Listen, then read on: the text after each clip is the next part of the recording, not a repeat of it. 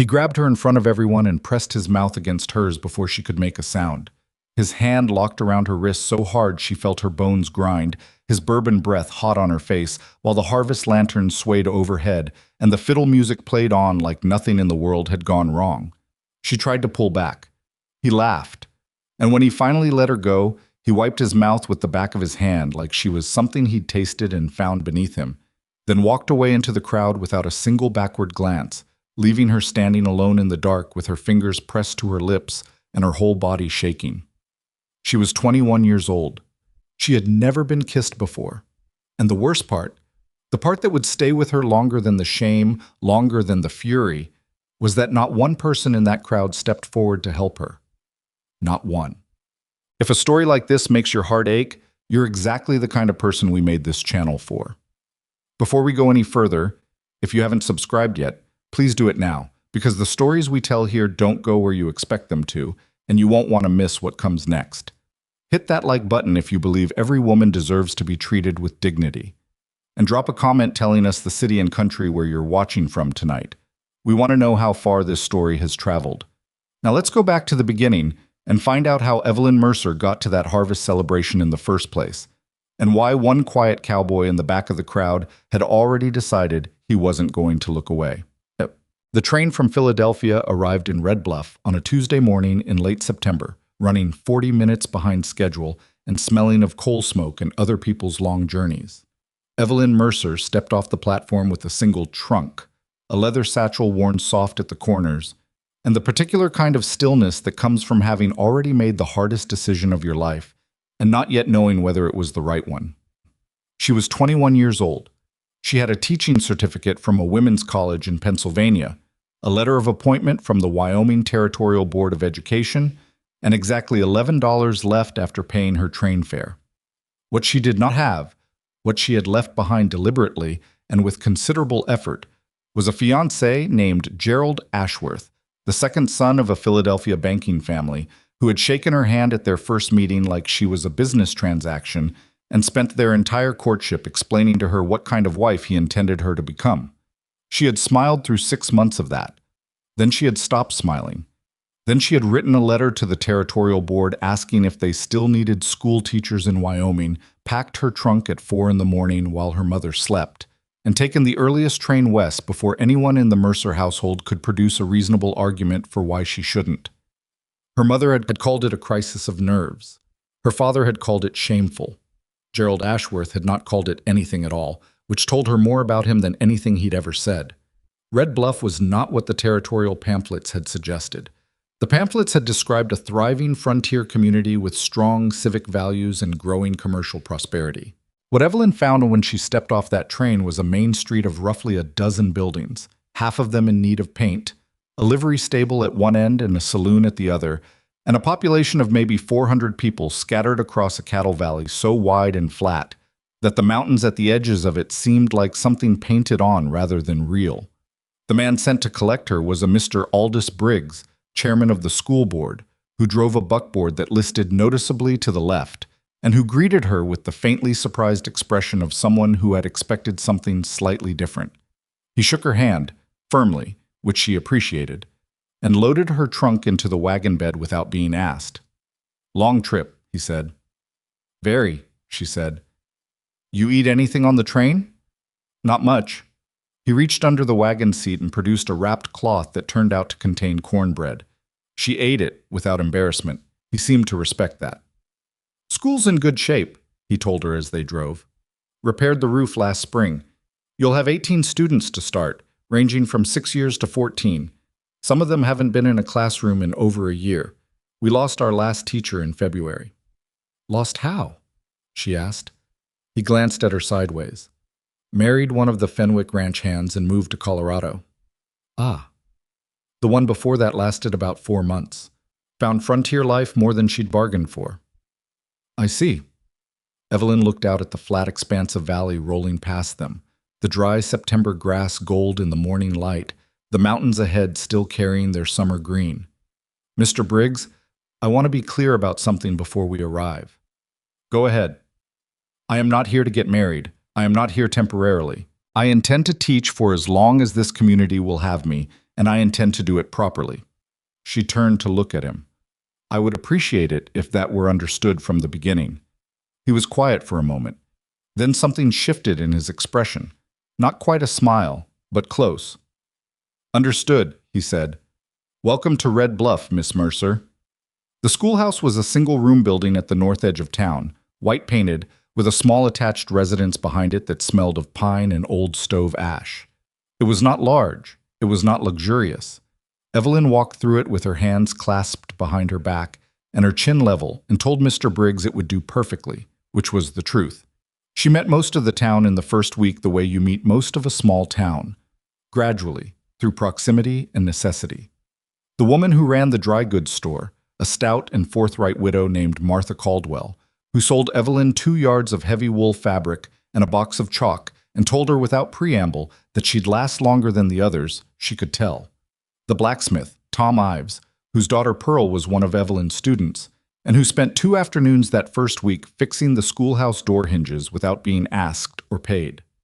The Hendersons, who ran the feed store, and their teenage son, who was 17 and too old for school, and followed Evelyn with his eyes in a way that she recognized and simply ignored with the practiced ease of a woman who has been doing exactly that since the age of 15. And then there was the Fenwick family. She heard about them before she met them. It was impossible not to. In a town of 400 people, a family that owned 30,000 acres of surrounding ranch land and employed more than half the local labor force tends to come up in conversation frequently.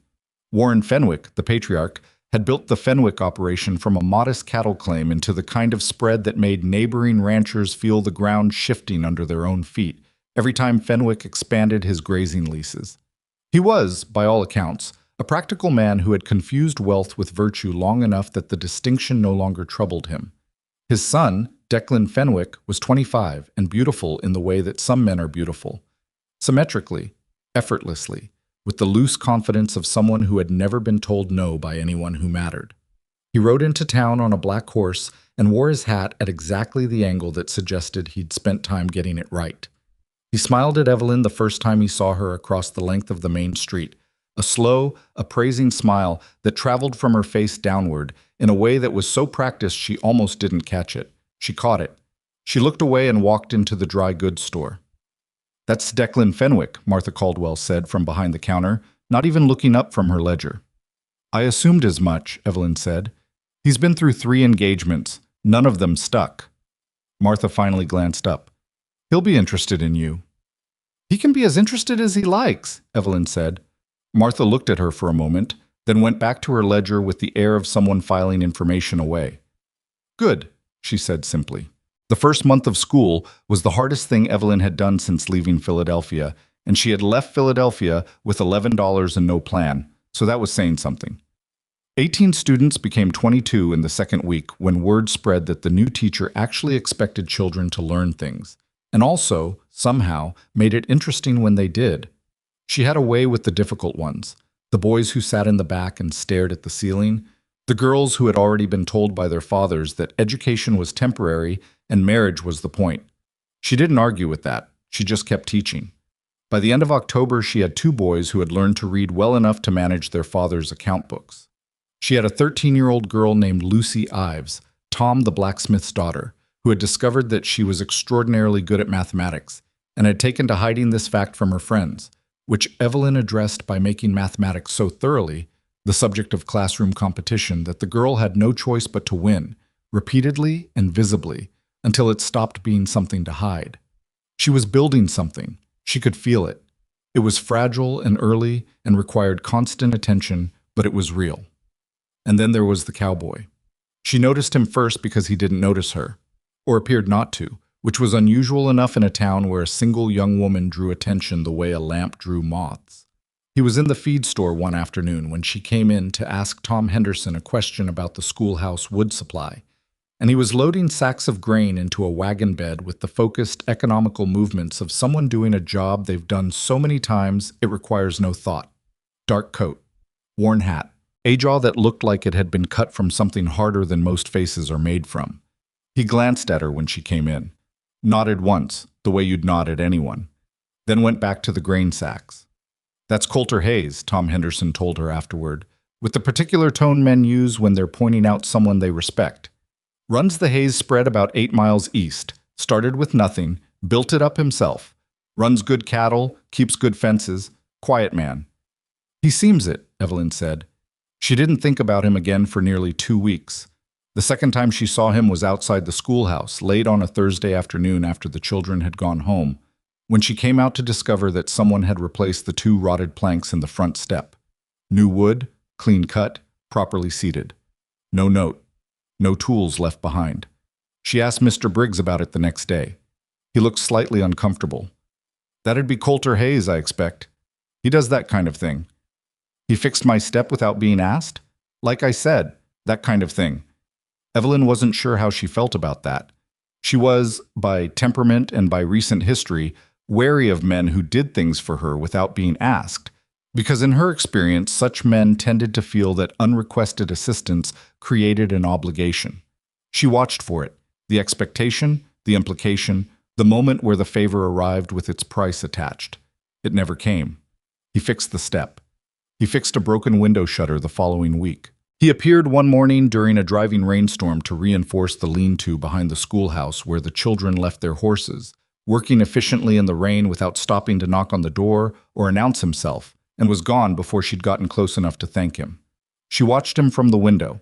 He pulled his hat down against the rain and worked with his back to the building and didn't once look toward the glass. Something about that settled oddly in her chest. She didn't examine it closely. November arrived the way Wyoming Novembers apparently arrived, without significant warning and with serious intent. The temperature dropped 20 degrees in a single night, and Evelyn learned quickly that the frontier understanding of cold had very little in common with what Philadelphia had prepared her for. She added wood to the schoolhouse stove an hour earlier each morning and watched her students arrive with their breath-making small clouds and their coats pulled tight, and she taught them with the stove running full and still felt the cold at her feet and hands. It was during the 3rd week of November that the harvest celebration happened. It was the town's tradition, Martha Caldwell explained.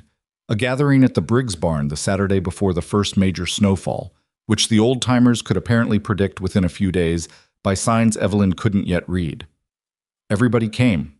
There was food and fiddle music and the kind of communal noise that a small, isolated community generates when it remembers it is not, in fact, alone. Evelyn went because Mr. Briggs had made clear that attendance was a community expectation, and because she was, despite herself, genuinely lonely in a way she hadn't admitted even to herself until she stood in that barn with fiddle music surrounding her and felt briefly, unexpectedly, glad to be there. She was talking to Lucy Ives's mother about the possibility of getting the older students access to a more advanced mathematics primer when she became aware that Declan Fenwick had been working his way toward her for the better part of an hour.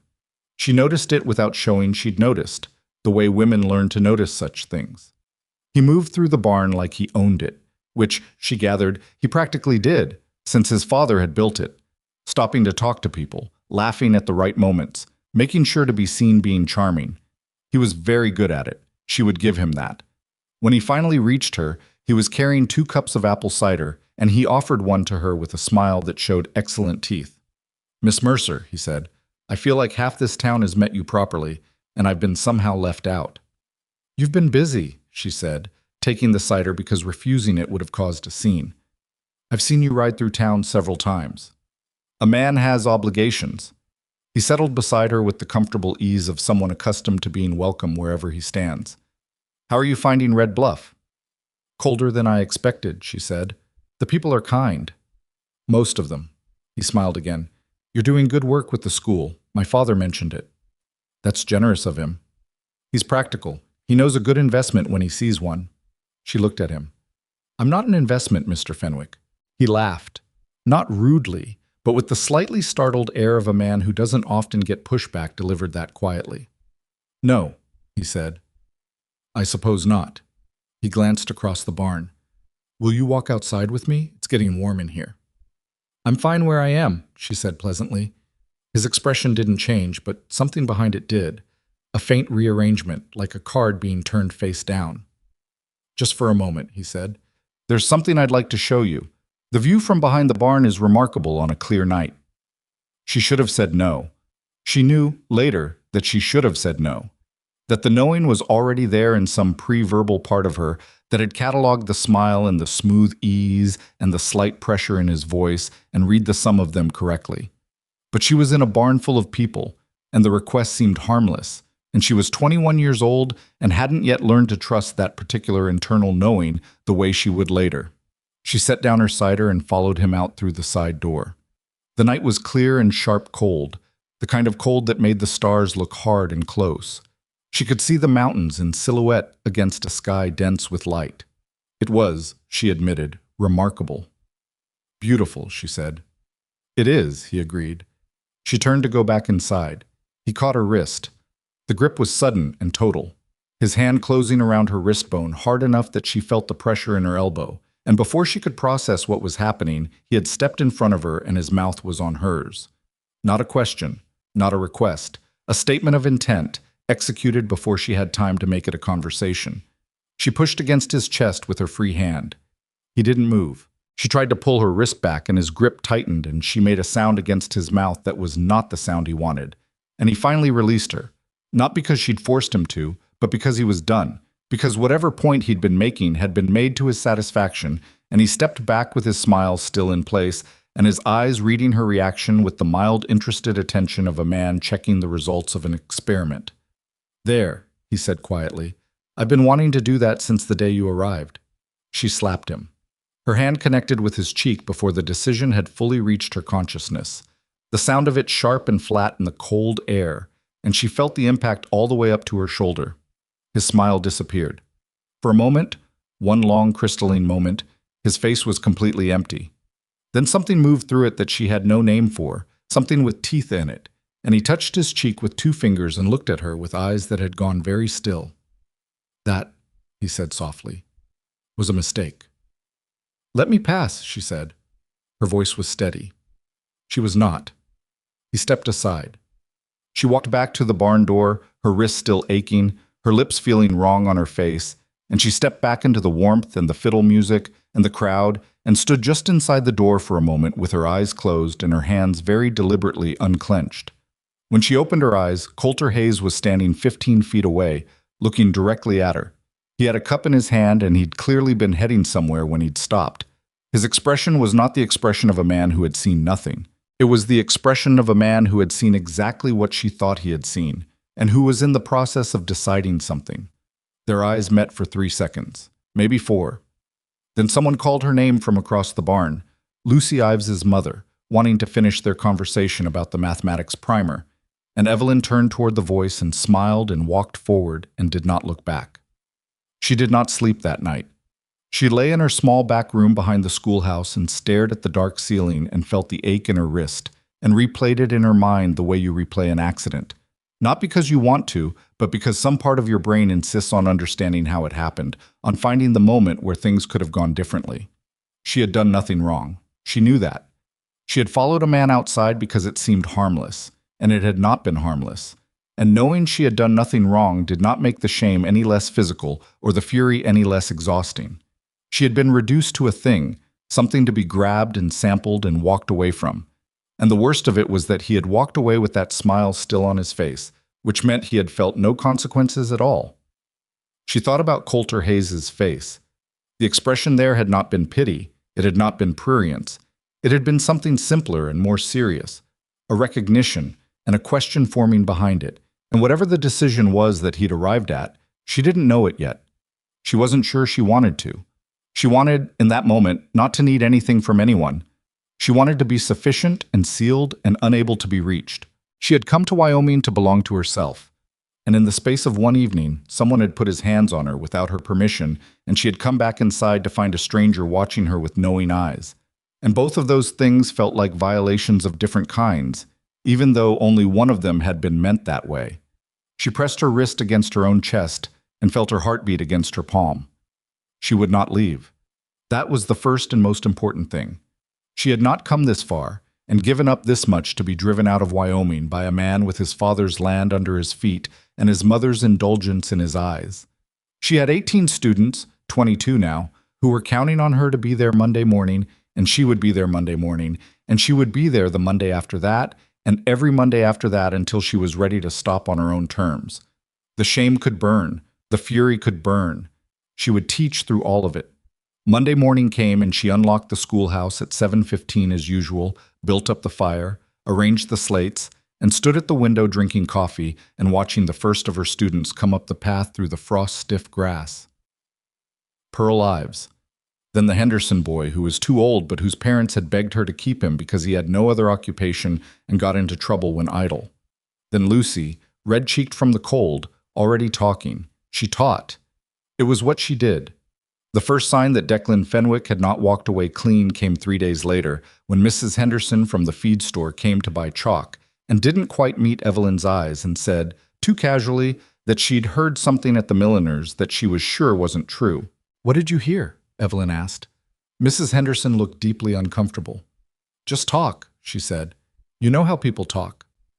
"I'd like to know what they're saying." The woman finally met her eyes with the resigned expression of someone delivering news they wish they didn't have.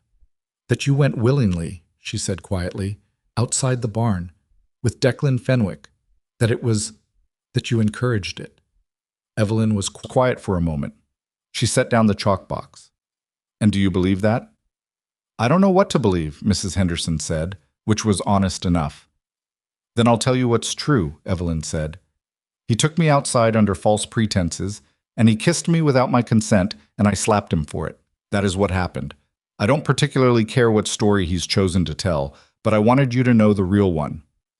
Mrs. Henderson left with her chalk and her expression of troubled uncertainty, and Evelyn went back to her lesson plans and did not let her hands shake until she was alone. By the end of the week, she could feel it, the subtle shift in the texture of the town's regard. Not hostile, not yet, but careful in a way it hadn't been before. Parents who had previously sent their children without hesitation now paused at the schoolhouse door as if conducting a brief reassessment. The merchant who ran the small supply store nodded at her with a fraction less warmth. Martha Caldwell was, if anything, more forthright than before, which was reassuring, but Martha Caldwell was one woman with one vote in a community of 400. She had known it would happen. She had not known it would happen this fast. She set her jaw and taught. It was during the third week of November, on a Thursday afternoon, that she discovered what Colter Hayes had done. She had stayed late to grade work by lamplight when she heard a sound from outside. Not alarming, just the particular sound of someone on the property, and she looked out the window to find him underneath the schoolhouse eave, on a ladder, doing something to the spot where the roofline had been pulling away from the wall. She watched him for a minute, trying to decide how she felt about that, and then she put on her coat and went outside. He heard the door and looked down. Not startled. He'd known she was still in there. "What are you doing?" she asked. Her voice came out shorter than she'd intended. "Roofline's pulling away up here," he said. "Another month, you'll have water coming in over the window." He went back to what he was doing. She watched him. "You come and fix things on my property without asking." "It needs fixing," he said simply. "That's not the point." He paused then, looked down at her again with an expression that was difficult to read in the thin, late afternoon light. Not defensive, not apologetic, just considering. "What is the point, Miss Mercer?" She stood there in the cold and tried to articulate it and found, frustratingly, that she couldn't entirely, because the straightforward answer was that she didn't want to owe him anything, and saying that out loud would require explaining why, which was a conversation she wasn't prepared to have with a near stranger on a ladder. "Just knock," she said finally. "If something needs fixing, knock on the door and tell me." He nodded, once, slowly, like a man absorbing instruction. "All right," he said. "That's fair." He finished what he was doing and came down off the ladder, and she expected him to leave, but he paused at the base of the ladder and turned toward her with the careful body language of a man who knows he's standing close to something that doesn't want to be approached. "Miss Mercer," he said, "for what it's worth, what I saw at the celebration." He stopped, recalibrated. "I'm sorry I wasn't closer." She looked at him. The lamplight from the schoolhouse window fell across half his face and left the rest in shadow, and she thought, he is not sorry in the way men are sorry when they mean they wish they'd had the chance to do something heroic. He was sorry in the way people are sorry when they have genuinely failed to prevent something and know it. "You weren't responsible for preventing it," she said. "No," he said, "but I'm still sorry." He picked up his ladder and walked to his wagon and drove away, and Evelyn stood in the cold outside the schoolhouse for longer than was strictly necessary before going back inside. She graded her papers. The lamp burned steadily.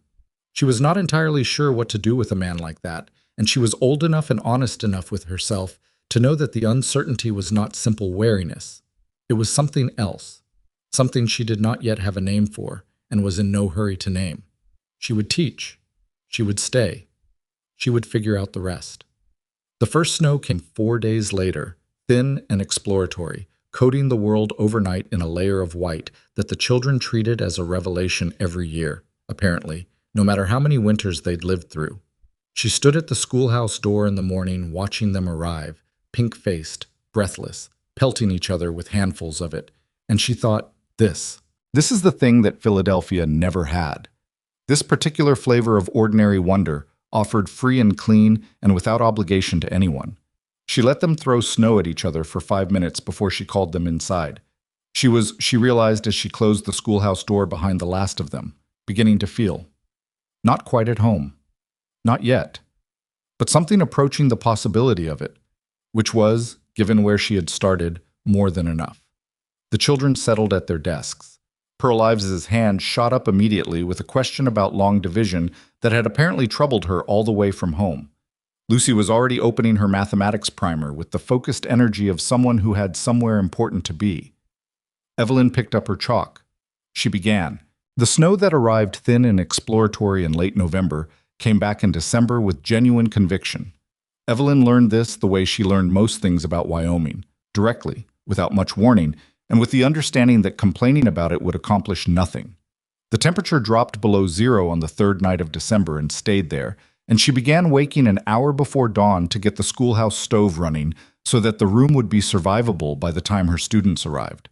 She wore 2 pairs of stockings. She kept her coat on until mid-morning.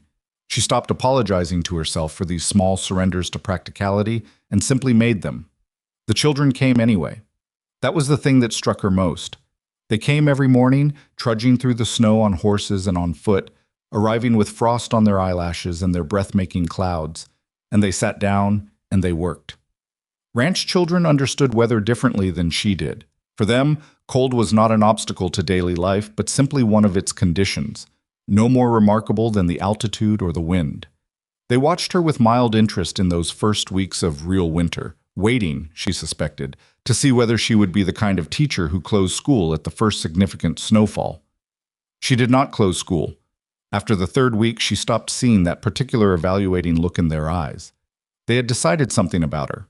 Whatever it was, she thought it was probably favorable. The rumors about her continued their quiet work. She knew because she could measure it, in the length of pauses before people greeted her on the main street, in the way conversations sometimes adjusted themselves when she entered a room, the kind of micro-adjustments that were too small to object to individually and too consistent to be accidental. Declan Fenwick had not spread what he'd done through bold and open slander. He was too clever for that. What he had spread was something murkier and harder to address. A tone, a suggestion, a version of events in which nothing specific had happened, and yet somehow Evelyn Mercer's character was the thing in question. She hated how well it worked. She had expected, when she made the decision to stay, that she could simply outlast it, that she could teach well enough and long enough that the quality of her work would override the whispering. She still believed that, but she had not fully accounted for how exhausting it would be to walk into a room of adults and feel the air change slightly around you, or how much energy it cost to hold your chin level and your expression calm when what you actually wanted was to find Declan Fenwick in a public place and say, very clearly, exactly what he had done. She could not do that. She knew what happened to women who made formal accusations against powerful men in small towns. She had read enough history. She had seen enough of the way the world worked to understand that the truth, offered without corroboration, was simply another version of events competing against his, and his version came with 30,000 acres of land behind it and a father who employed half the county. So she taught. She kept the stove running. She graded papers by lamplight and rose before dawn and watched her students arrive through the snow and reminded herself, on the harder mornings, that this was still preferable to being Gerald Ashworth's wife. It was not always a close comparison, but it was always true. The first time she saw Colter Hayes after their conversation at the schoolhouse eve, he was coming out of the feed store on the main street while she was going into the dry goods, and he stopped and touched the brim of his hat and said, "Morning, Miss Mercer." And she said, "Good morning," and they went their separate ways. Simple, unremarkable. Exactly the kind of ordinary greeting she received from a dozen people every day.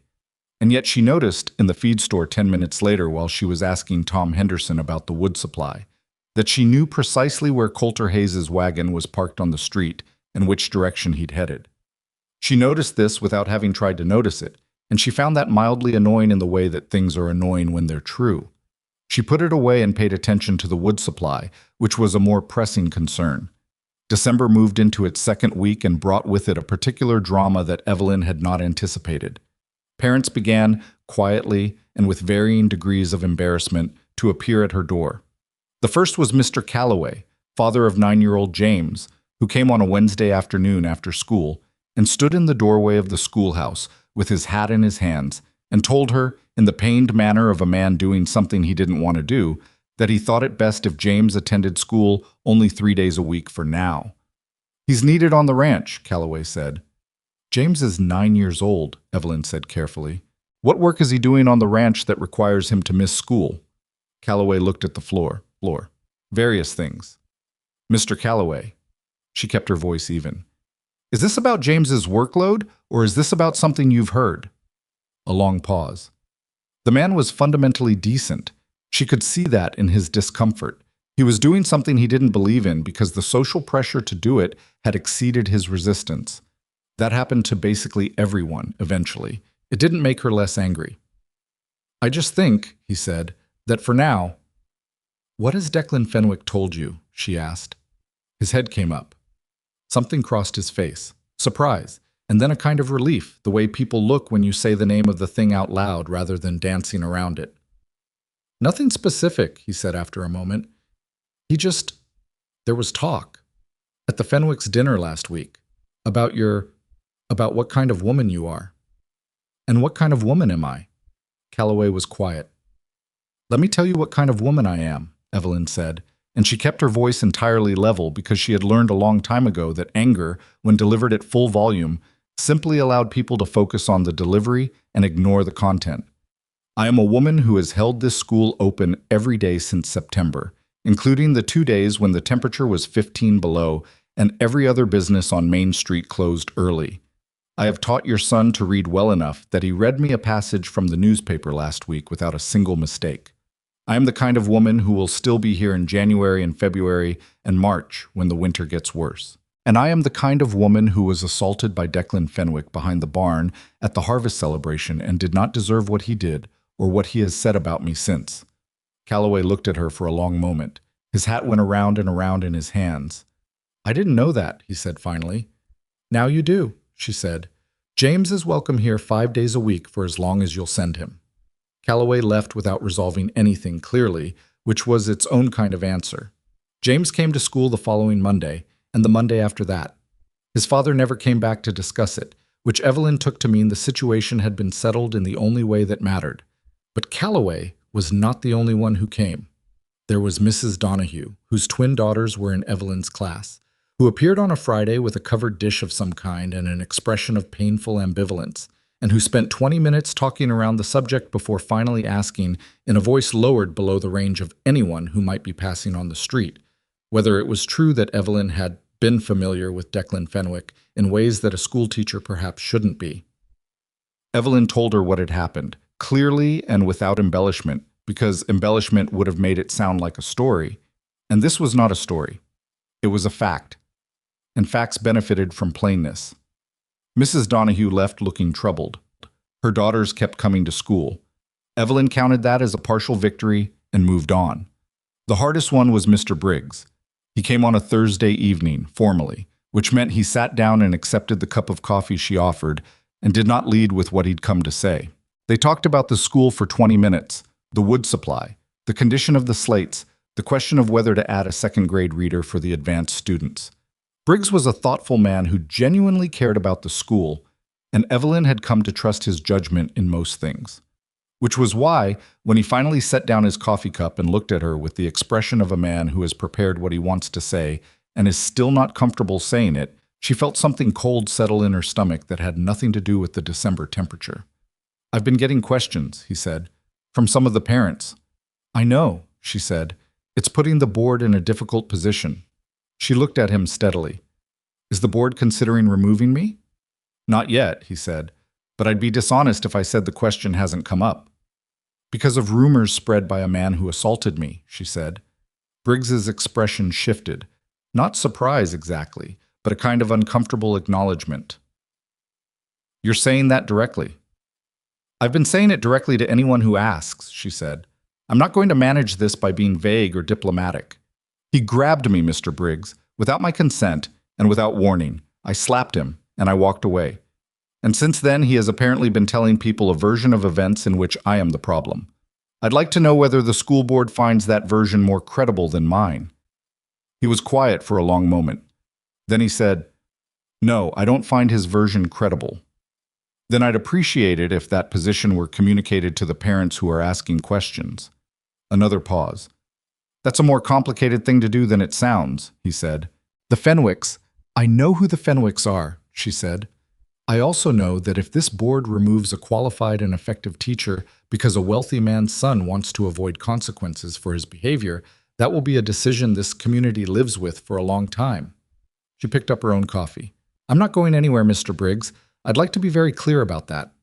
He looked at her for a moment with an expression she couldn't entirely read.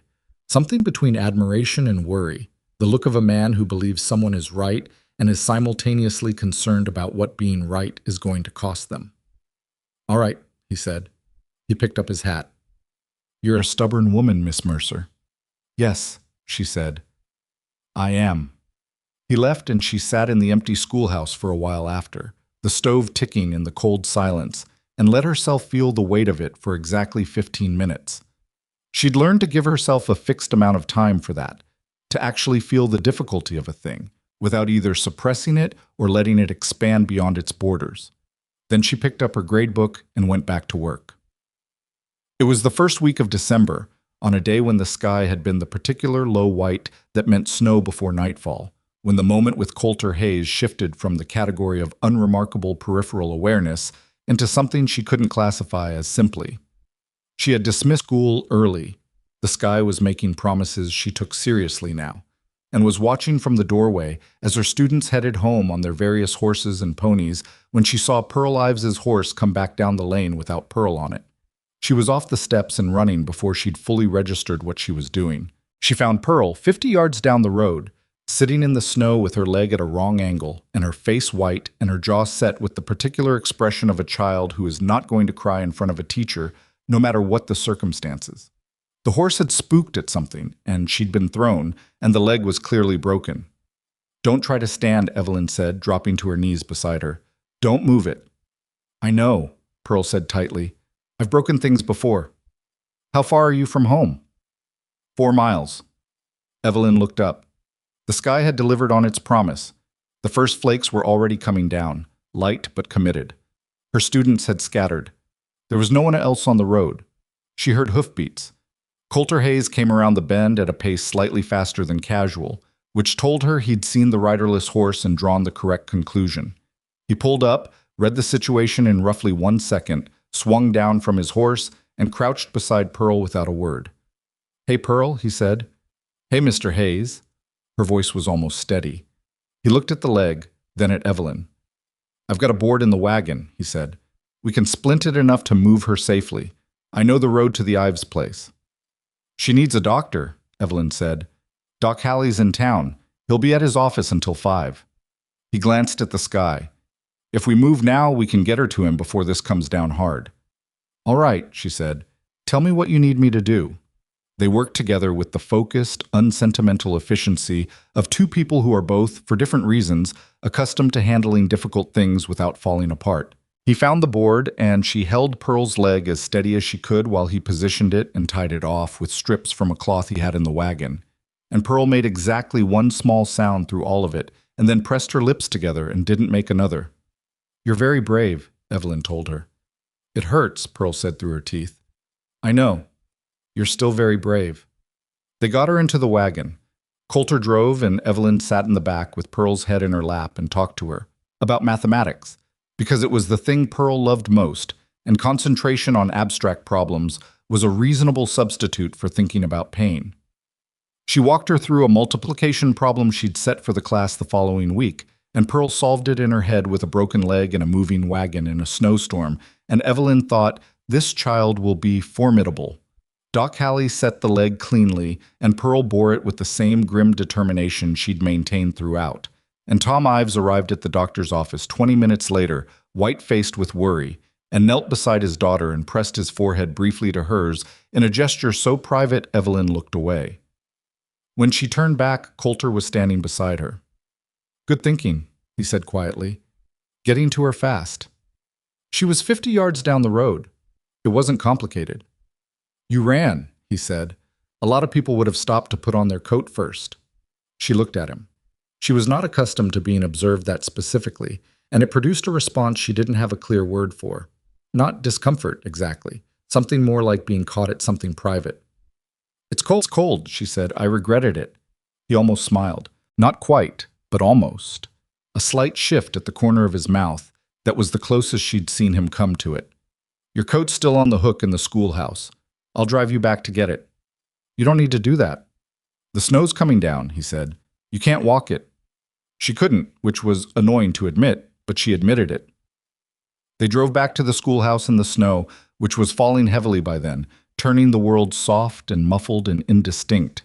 She didn't speak immediately, and neither did he, and the silence was not comfortable exactly, but not uncomfortable either. A working silence. The kind that exists between people who are both thinking and have decided not to fill the space with noise just because it's there. "Mr. Hayes," she said, as the schoolhouse came into view. "Yes, ma'am." "The things that are being said about me." She kept her eyes on the snow. "I imagine you've heard them." A pause. "I've heard things," he said. "And?" "And I know what I saw," he said, "at the celebration. I saw a woman who was not where she wanted to be and couldn't get out of it, and I saw who put her there." The wagon stopped in front of the schoolhouse. The snow fell around them in the particular thick silence that heavy snowfall creates. "Why haven't you said that?" she asked. "To people who are talking?" He was quiet for a moment. "Because you didn't ask me to," he said. "Because it's your story to tell or not tell. And because walking up to people and announcing what I saw doesn't do anything unless it's your decision to use it." She turned to look at him then. He was looking forward, at the snow falling on the road ahead of the wagon, his hands loose on the reins. There was nothing performing in his posture. I wasn't waiting to be thanked or acknowledged. He'd said the thing, and now he was simply there, the same way he was simply there when he fixed her roof and her steps and her shutter. "If I asked you to," she said carefully, "would you tell people what you saw?" He turned to look at her then.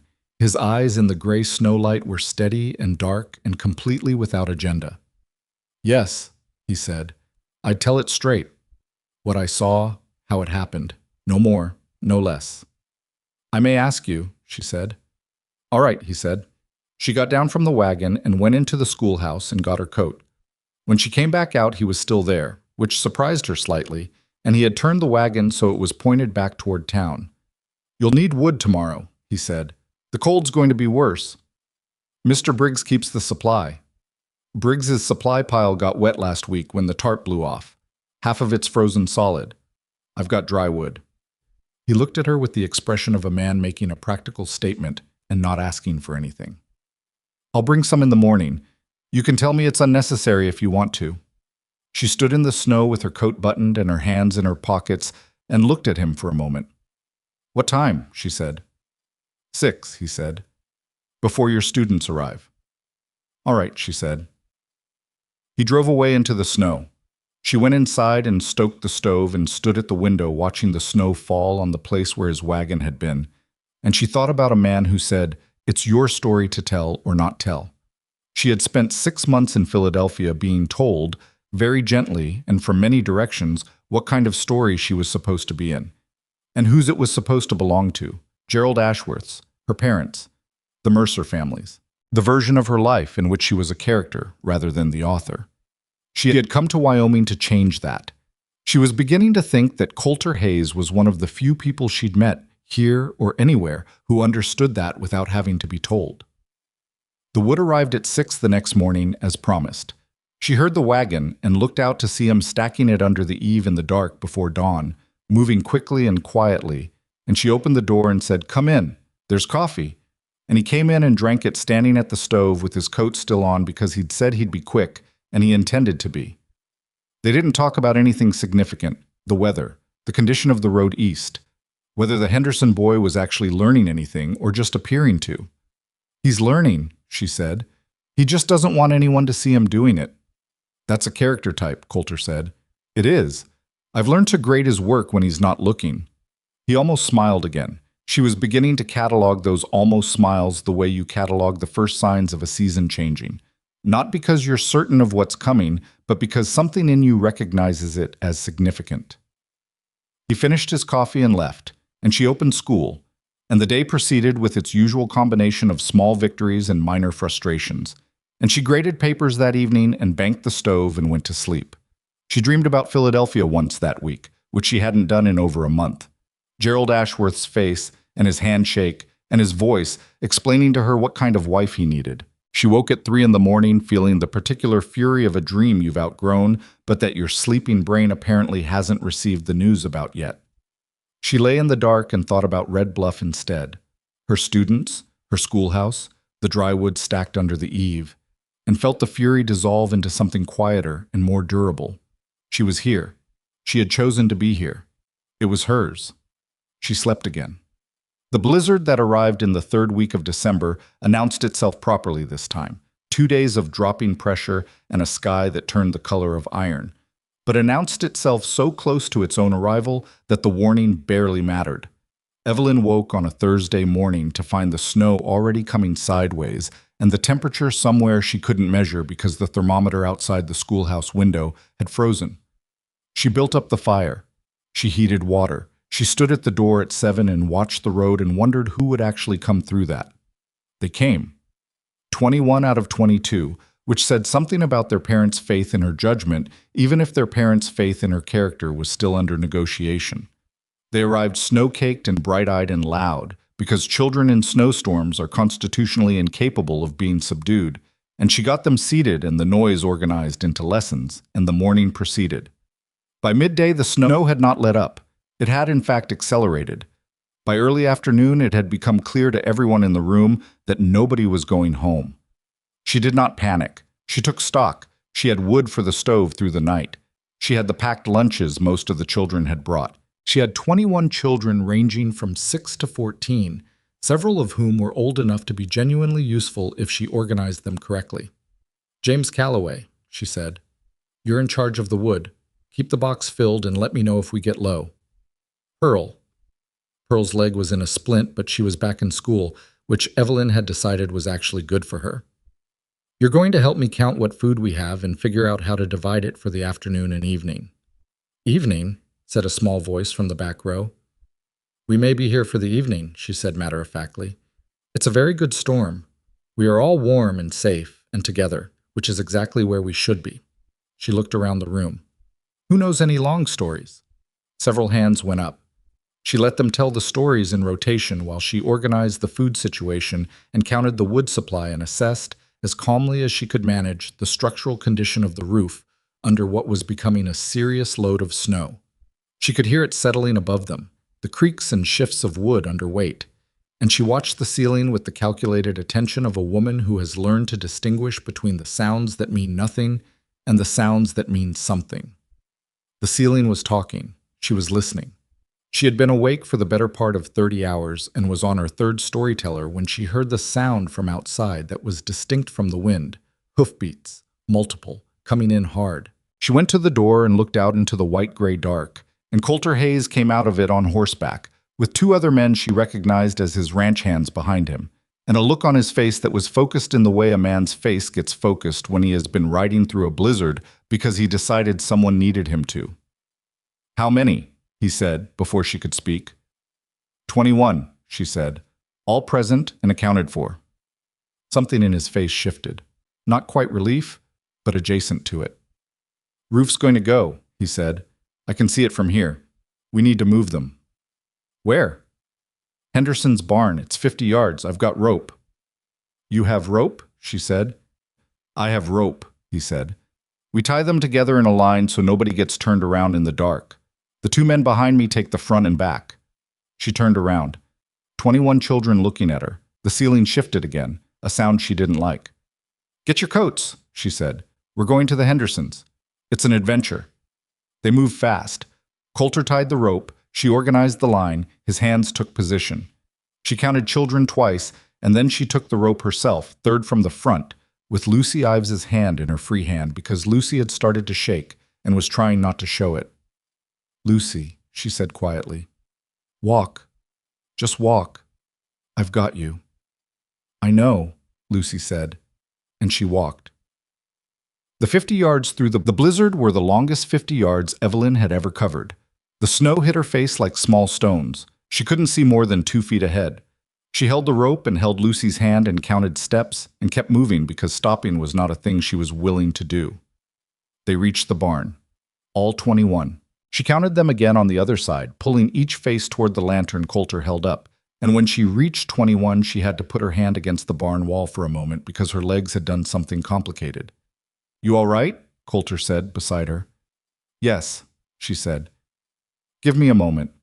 He didn't tell her to take her time. He didn't say everything was fine. He just stood there while she got her legs back under her, close enough that she could feel the warmth coming off him in the cold, and waited. She straightened.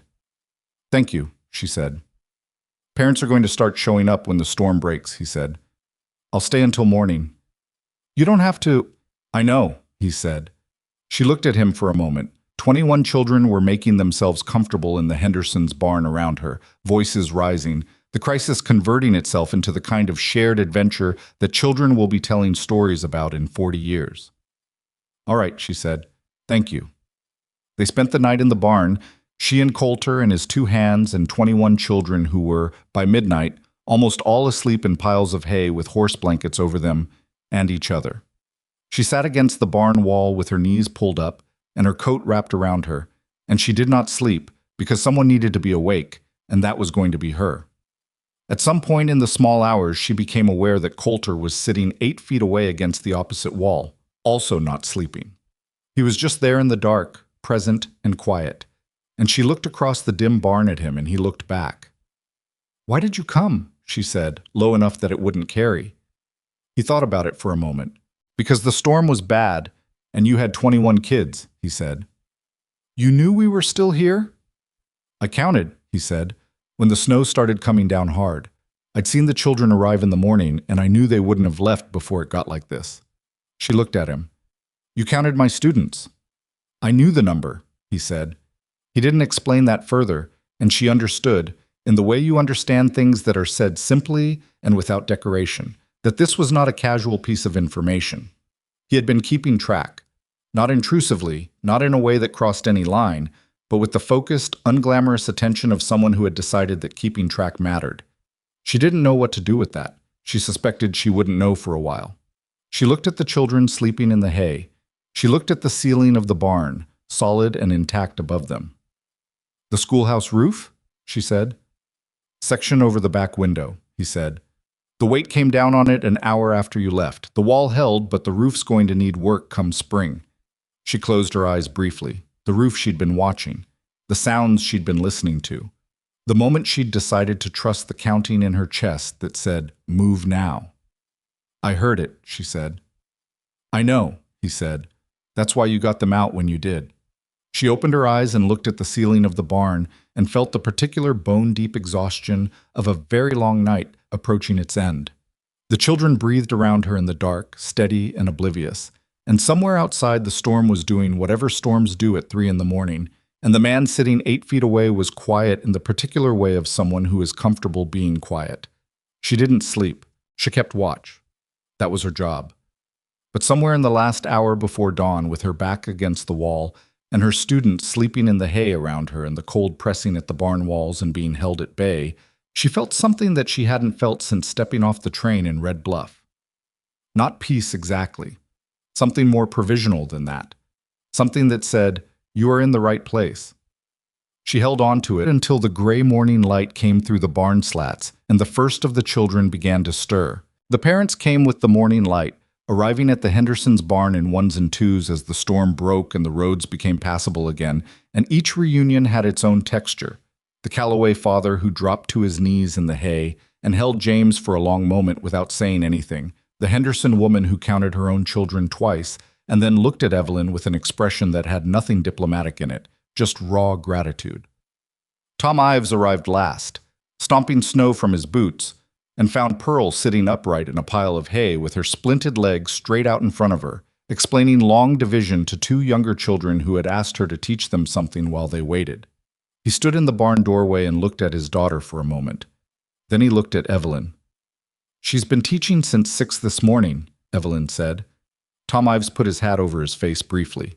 When he lowered it, his eyes were red at the corners. "That's Pearl," he said. The children went home with their families, one by one, until the barn was empty and quiet and smelled of hay and cold morning and the particular aftermath of a crisis that had resolved itself cleanly. Evelyn stood in the middle of it and felt the exhaustion arrive all at once, the way exhaustion does when the thing that was keeping it at bay is finally finished. Colter's 2 ranch hands had left an hour earlier. He was hitching his horse outside the barn when she came out, and he looked at her once with the assessing eye of someone checking the structural integrity of something that had been under considerable stress. "You need to sleep," he said.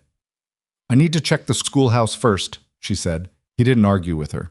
He drove her to the schoolhouse, and they stood together in the doorway and looked at the damage. The section of roof over the back window had come in, as he'd said, bringing a portion of the back wall with it, and snow had filled the corner where 3 of her younger students usually sat. The stove was intact. The slates were intact.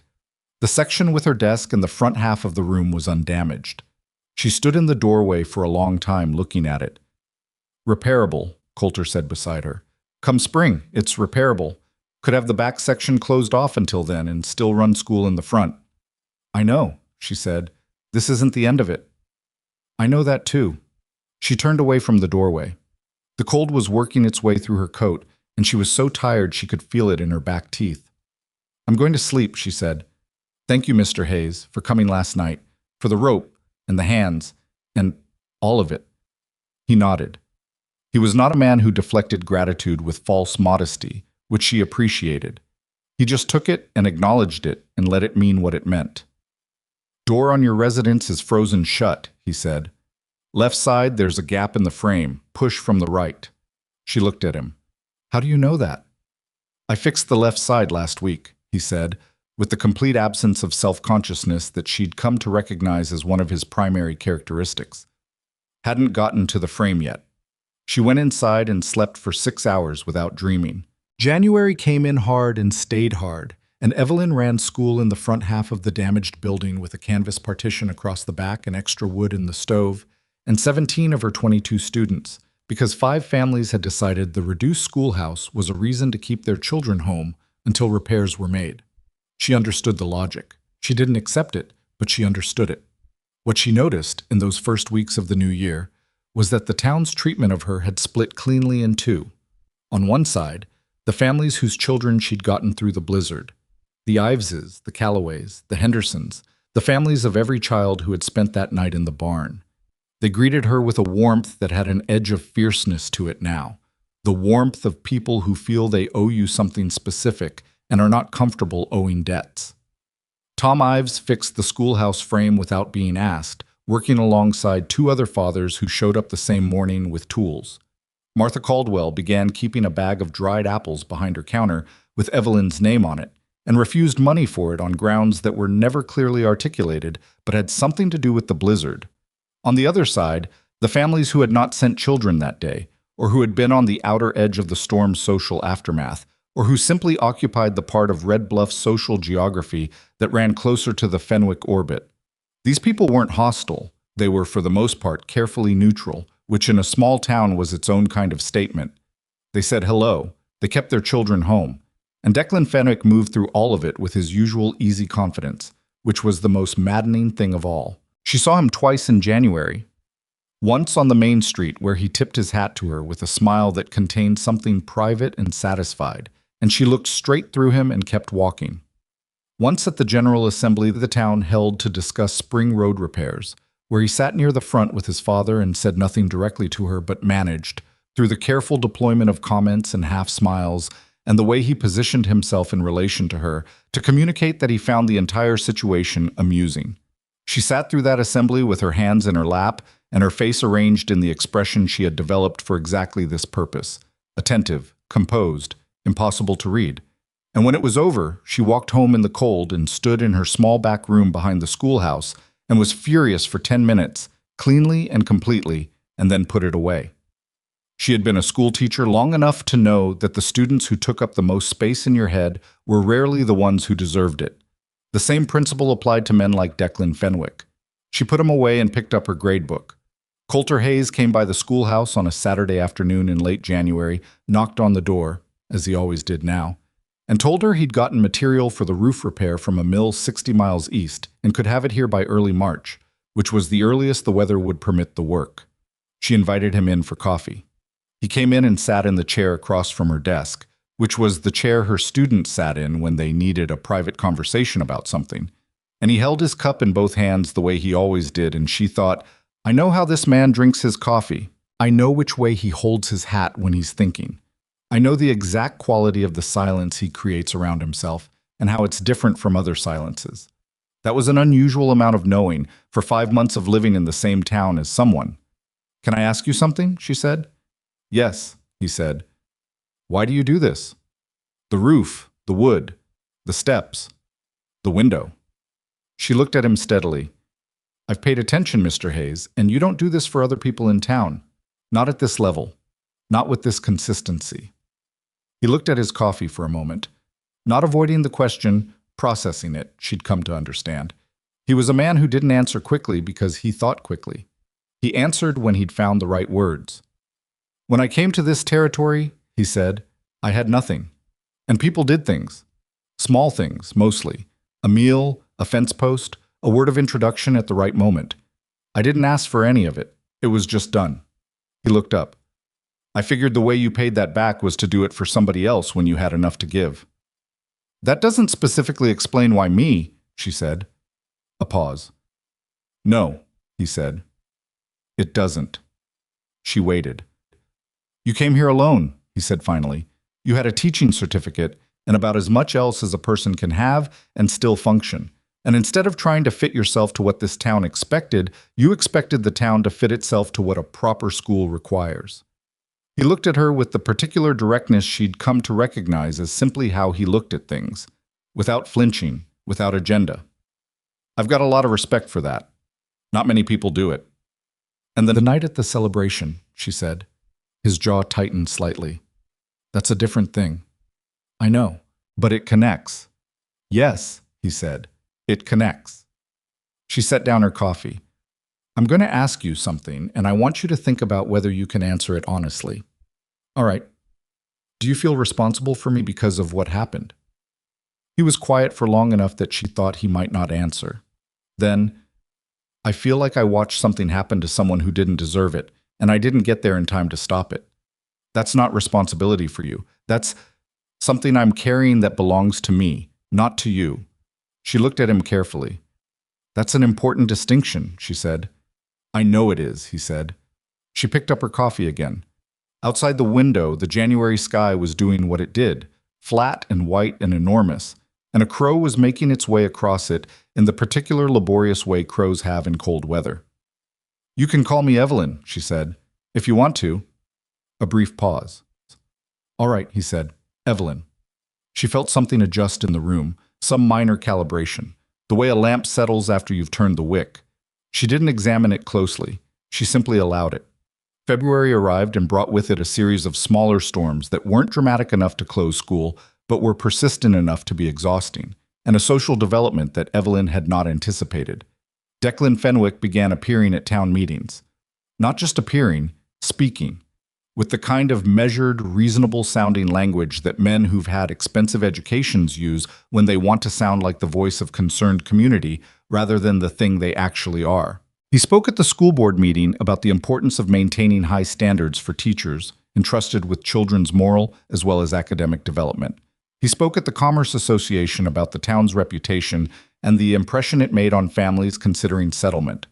He was never specific. He was never direct. He did not say Evelyn Mercer's name in any of these forms. He didn't have to. The architect of what he was building was clear enough without it. She sat through the school board meeting where he spoke and kept her face composed and her hands still and did not look at Mr. Briggs, though she could feel his discomfort from 4 seats away. She counted 5 board members whose expressions shifted during Fenwick's remarks. 2 into agreement, 1 into uncertainty, 2 into the particular blankness that meant they were uncomfortable and hoping to become invisible. That left 4 who didn't shift. She counted those 2.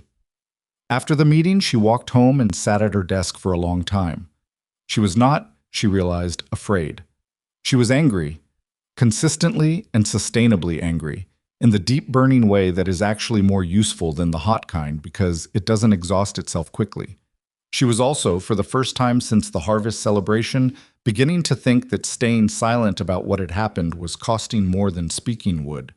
She'd stayed quiet because she'd calculated that the Fenwick name and the Fenwick money would swallow her account of that night without consequence. But Declan Fenwick had spent the last 3 months demonstrating something she hadn't fully appreciated at the start. He wasn't going to leave it alone.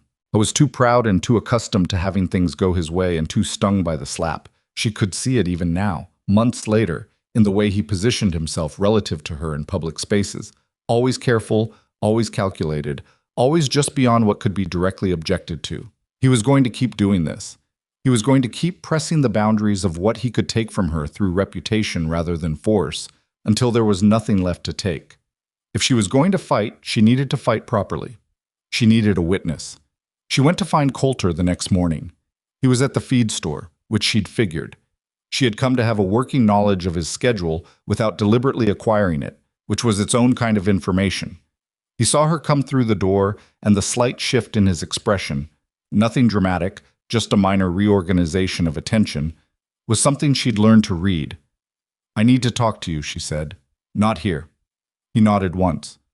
"Wagon's outside." They sat in the wagon on the side street, cold enough that their breath made clouds, and she told him what she was thinking, not asking for his opinion, telling him the situation and what she was going to do about it and what she needed from him, which was different from asking permission, and she suspected he understood the difference. "I want to address the town," she said, "at the spring assembly, before he can do any more damage. I want to state clearly what happened, what he did, and I want you there as a witness prepared to corroborate." He was quiet for a moment. "You know what his father will do." "His father will do what powerful men do when they're threatened," she said. "He'll push back. He'll make it uncomfortable. He'll use his money and his connections and his standing in this community to try to discredit both of us." She looked at him. "I'm asking you if you can stand up to that." He looked back at her with that particular steadiness that she'd come to rely on without meaning to. "Evelyn," he said, "I built my ranch on nothing, in a territory that didn't want any more competition.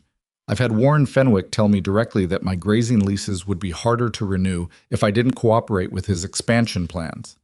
He paused. "I'm still here. My leases are still mine. Warren Fenwick does not frighten me." "His son might bring a weapon," she said. "His son might," Colter said, with the flat calm of a man who has considered that and has a position on it already. She looked at him for a long moment. "All right," she said. "When's the assembly?" "First Saturday of March," she said. "Town meeting for spring planning." He nodded. "I'll be there." She got down from the wagon. The cold hit her face, and she pulled her coat tighter and turned back to look at him, sitting loose and quiet on the wagon seat in the February light. "Colter," she said. "Yeah." "Thank you." He touched the brim of his hat and drove away, and she stood on the side street for a moment before going back to the schoolhouse. March announced itself with a thaw that lasted 4 days and then reversed, which everyone in Red Bluff treated as completely expected treachery. The mud season arrived, that particular misery of the high plains spring when the ground turns to something between soup and cement, and everything that moves through it acquires a coating that doesn't wash out easily. Evelyn's students arrived at school wearing boots that had to be left outside and trousers that their mothers would deal with later. And she taught them with the windows cracked because the smell of 22 mud-coated children in a closed room became its own kind of emergency. She repaired the back section of the schoolhouse with the men who came in the first week of March. Tom Ives, the Calloway father, two of the Henderson cousins, and Colter Hayes, who showed up on the first morning with the materials he'd ordered and coordinated the work with the particular quiet authority of a man who builds things well and knows it. The school was back to full capacity by the second week. She stood in the repaired back section on the Wednesday before the assembly and looked at the new boards, the clean-set beams, the patched wall. It looked better than before the storm. She didn't know what that meant exactly, but she felt something in it, the particular satisfaction of a thing broken and rebuilt to something stronger. Lucy Ives found her standing there after school and stood beside her, following her gaze upward. "New wood smells different," Lucy said. "It does," Evelyn said. "My dad said Mr. Hayes drove 60 miles in February to get the right timber." Lucy glanced at her sideways with the particular evaluating look that 13-year-old girls have when they're thinking something they haven't decided whether to say. "He said Mr. Hayes doesn't usually do that kind of thing for people." "He said that, did he?" Evelyn said. "He said it to my mom," Lucy said. "I was in the other room." Evelyn looked at her. Lucy looked at the ceiling with an expression of complete innocence. "Go home, Lucy," Evelyn said. "Yes, Miss Mercer," Lucy said, and she gathered her things with the controlled energy of someone who has gotten exactly what they came for and left. Evelyn stood alone in the repaired schoolhouse and felt something warm and complicated move through her that she was not going to name in front of a 13-year-old or in fact anyone at all for the foreseeable future. The spring assembly was held in Briggs's barn, which had the most floor space in Red Bluff, on the first Saturday of March. The town came out for these things because there wasn't much else that constituted a collective event, and by 2 o'clock in the afternoon the barn was full. Probably 300 people, which was the better part of the community. And the noise was the particular noise of a town that is both social occasion and business meeting, conversations running in parallel with the nominal agenda. Warren Fenwick sat in the front row with 3 of his ranch managers, which was itself a statement. Declan Fenwick stood near the side wall with a group of younger men, holding his hat and talking with the loose ease of someone who finds himself comfortable in any room. Evelyn sat in the middle of the crowd, between Martha Caldwell and Mrs. Ives, with her hands in her lap and her breathing controlled and steady. She had written out, on a single sheet of paper, the exact words she intended to say. She had read them over until she could recite them from memory. She had folded the paper and put it in her coat pocket and not taken it out since, because she didn't need it. Colter was at the back of the barn, standing, which she'd seen when she came in.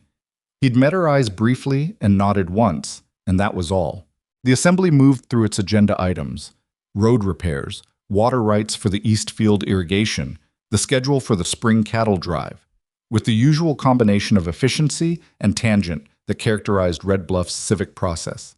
Mr. Briggs chaired it from the front with his particular talent for herding a community discussion forward without appearing to rush anyone.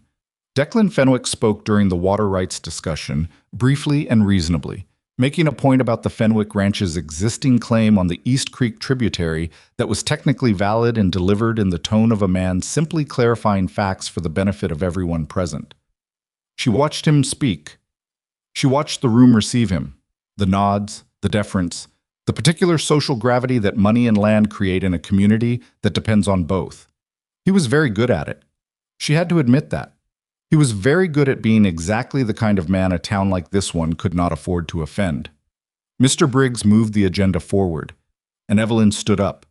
The room's noise adjusted. Not silence, but a shift in attention, the way a room sounds when it becomes aware that something unexpected is happening.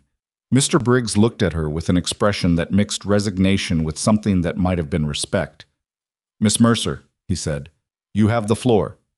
She had thought, in the preceding weeks, about the various ways to do this. She had considered the case for quiet dignity, for measured language, for the kind of careful presentation that gave no one an easy target. She had considered and rejected it, because quiet dignity was what she'd been practicing for 5 months, and it had not moved the situation meaningfully in any direction. What she did instead was this. She told the truth. In November, she said, standing in the middle of 300 people with her hands unclenched at her sides and her voice carrying clearly to the back wall, "At the harvest celebration in this barn, Declan Fenwick took me outside under false pretenses and kissed me without my consent. She let that land. She watched it land. Around the room, the particular texture of attention changed. She could feel it the way you feel a shift in wind. He held my wrist hard enough to bruise it. When I pulled away, he didn't stop until he was ready to stop. When I slapped him, he told me I'd made a mistake. She paused.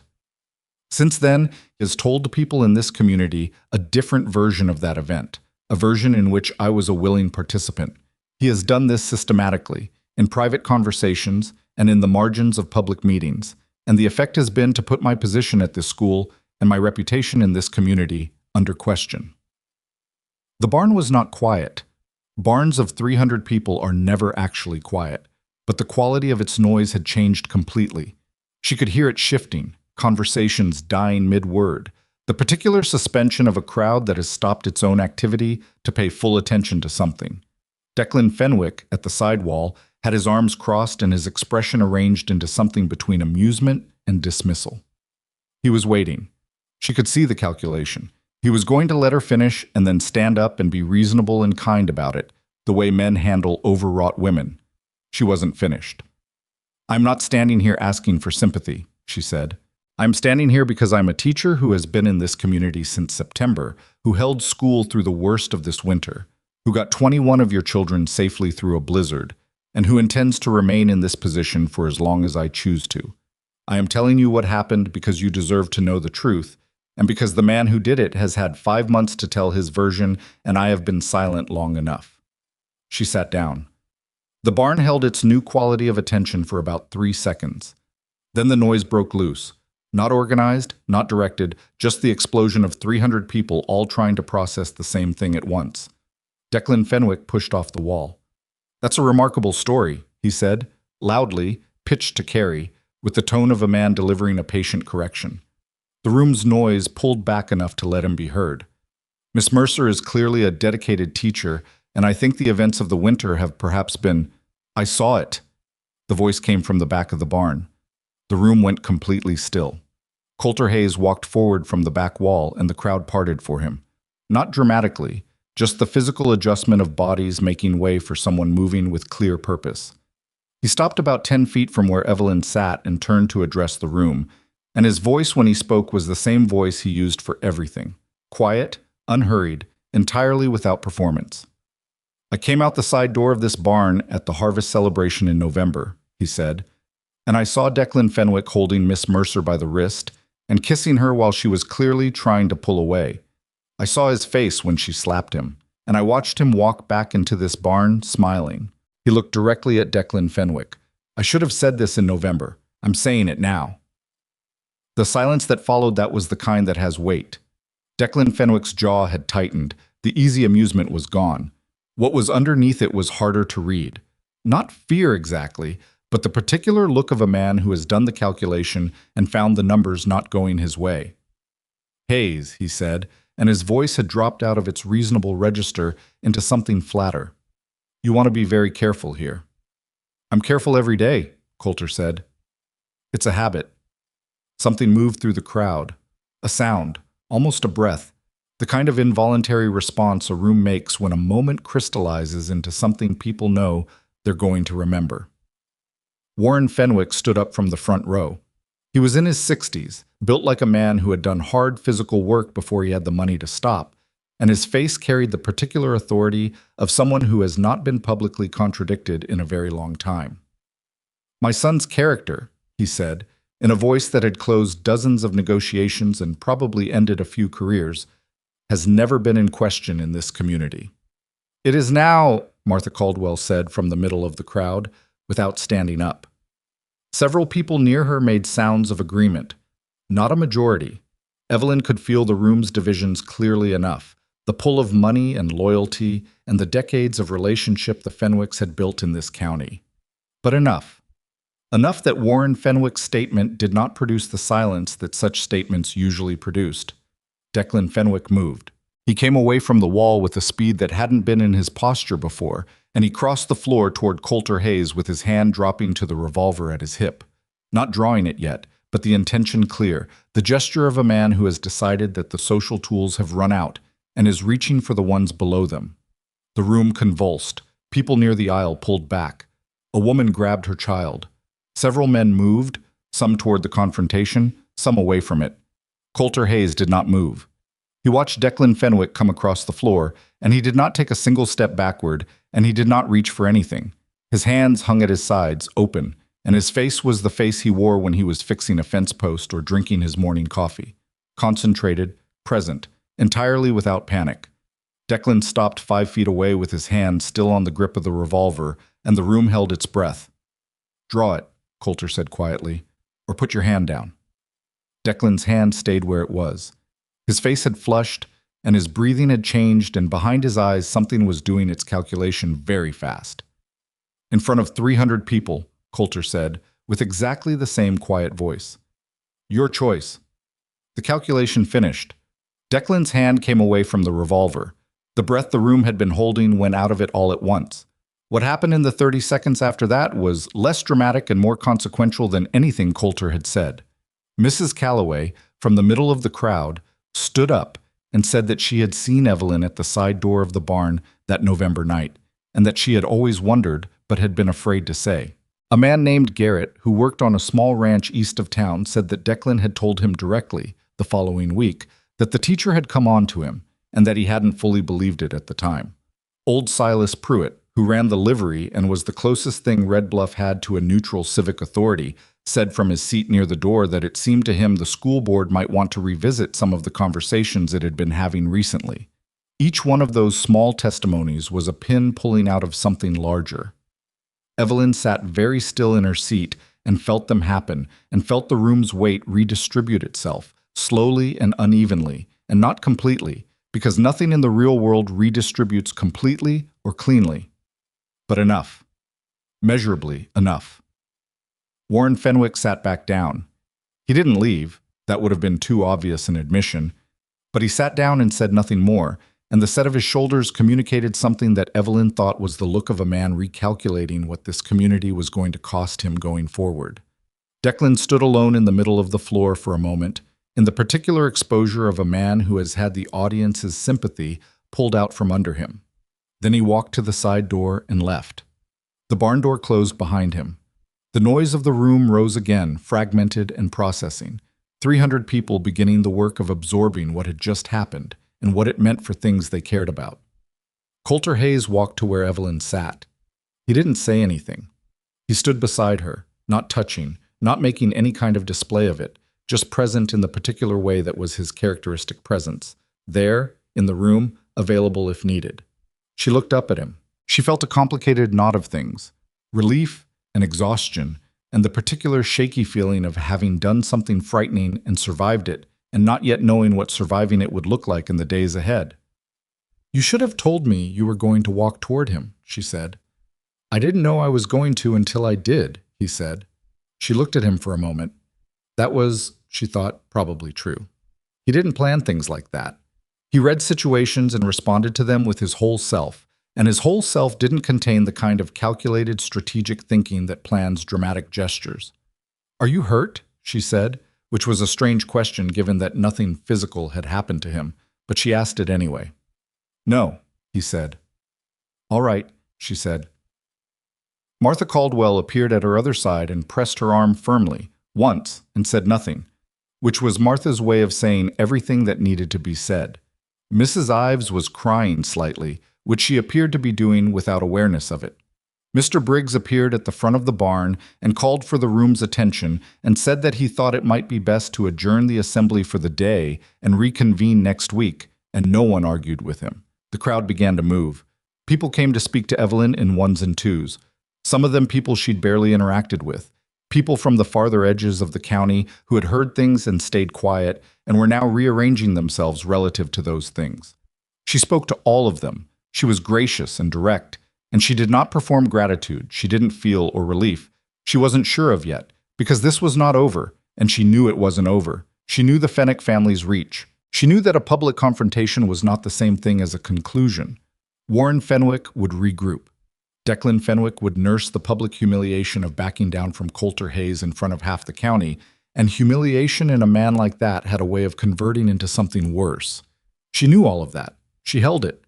But she also held this. 300 people had watched a woman stand up and tell the truth, and watched a man try to intimidate the room into silence and fail. That had happened. Whatever came after, that had happened, and it was in the record of this community now, and you could not unput a thing like that back in the dark. Barn emptied. The late afternoon light came through the gaps in the wall boards in long horizontal lines, and the smell of March, mud and horses, and something almost green underneath, came in with it. Evelyn stood in the light for a moment, alone, before she put her coat on and went to find Colter, who was outside with his horse, not leaving but not inserting himself either. "I'm going to walk home," she said. "Road's muddy," he said. "I know." She looked at the long, muddy main street, the mountains beyond it going pink at the edges in the late light. "I want to walk." He nodded. He understood, she thought, the need to cover the distance on your own terms. "Evelyn," he said as she turned to go. She stopped. "What you did in there?" He seemed to search briefly for the word. "That took something." She turned to look at him. He was standing with his horse's reins loose in one hand and the late light on his face and the expression that was not quite a smile but was the thing closest to one that he had. "You walked toward a loaded gun with empty hands," she said. "That's different." "Is it?" she said. He was quiet for a moment. "Maybe not," he said. She walked home through the mud, and the mountains went from pink to gray to dark behind her, and her boots were destroyed by the time she got to the schoolhouse, and she stood in her back room for a long time just breathing before she could feel her hands. She had told the truth in front of 300 people. A man she trusted had stood beside her when it mattered. And the air in this town, this particular air in this particular valley, felt, not different exactly, but like something that had been held tight for a long time had shifted a fraction of an inch. It would not be enough on its own. She knew that. There was still winter in the ground, and the Fenwick family had not gone anywhere, and the world did not rearrange itself completely around a single afternoon's courage. But she was still here, and Colter Hayes was still here. And tomorrow she would open the schoolhouse door at 7:15 as she always did, and 22 children would come up the path and she would teach. The days after the assembly were not the clean resolution that stories sometimes pretend such moments produce. The world did not reorganize itself overnight. Warren Fenwick did not appear at the schoolhouse door with an apology. Declan Fenwick did not leave town. The families who had been pulling their children from school did not immediately reverse course, and the social fabric of Red Bluff, which had been under stress for months, did not simply knit itself back together because 300 people had witnessed something true being said in a barn. What happened instead was messier and slower and more human than any of that. The first change Evelyn noticed was in the way people looked at her on the main street.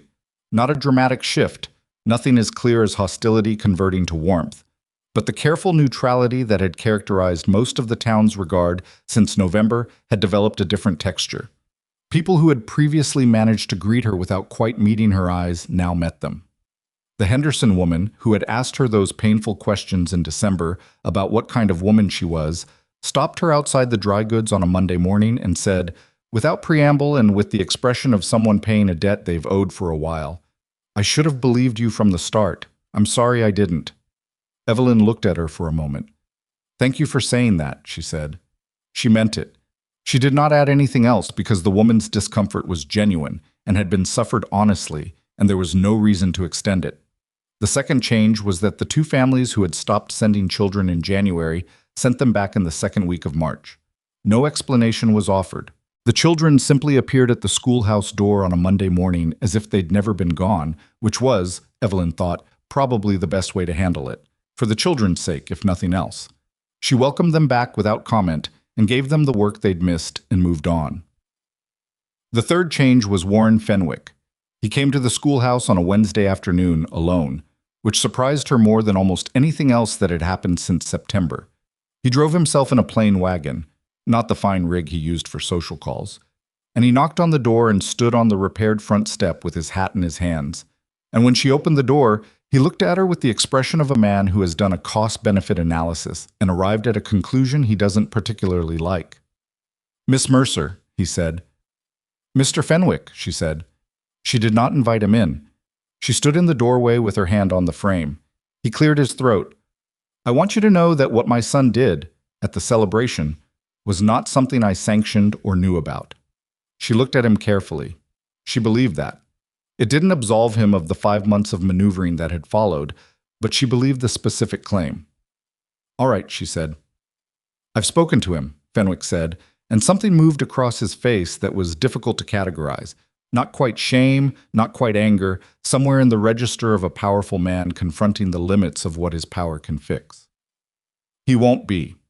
There won't be any more interference with your school or your position here." "I appreciate that," she said. He nodded, once, and replaced his hat and turned to go.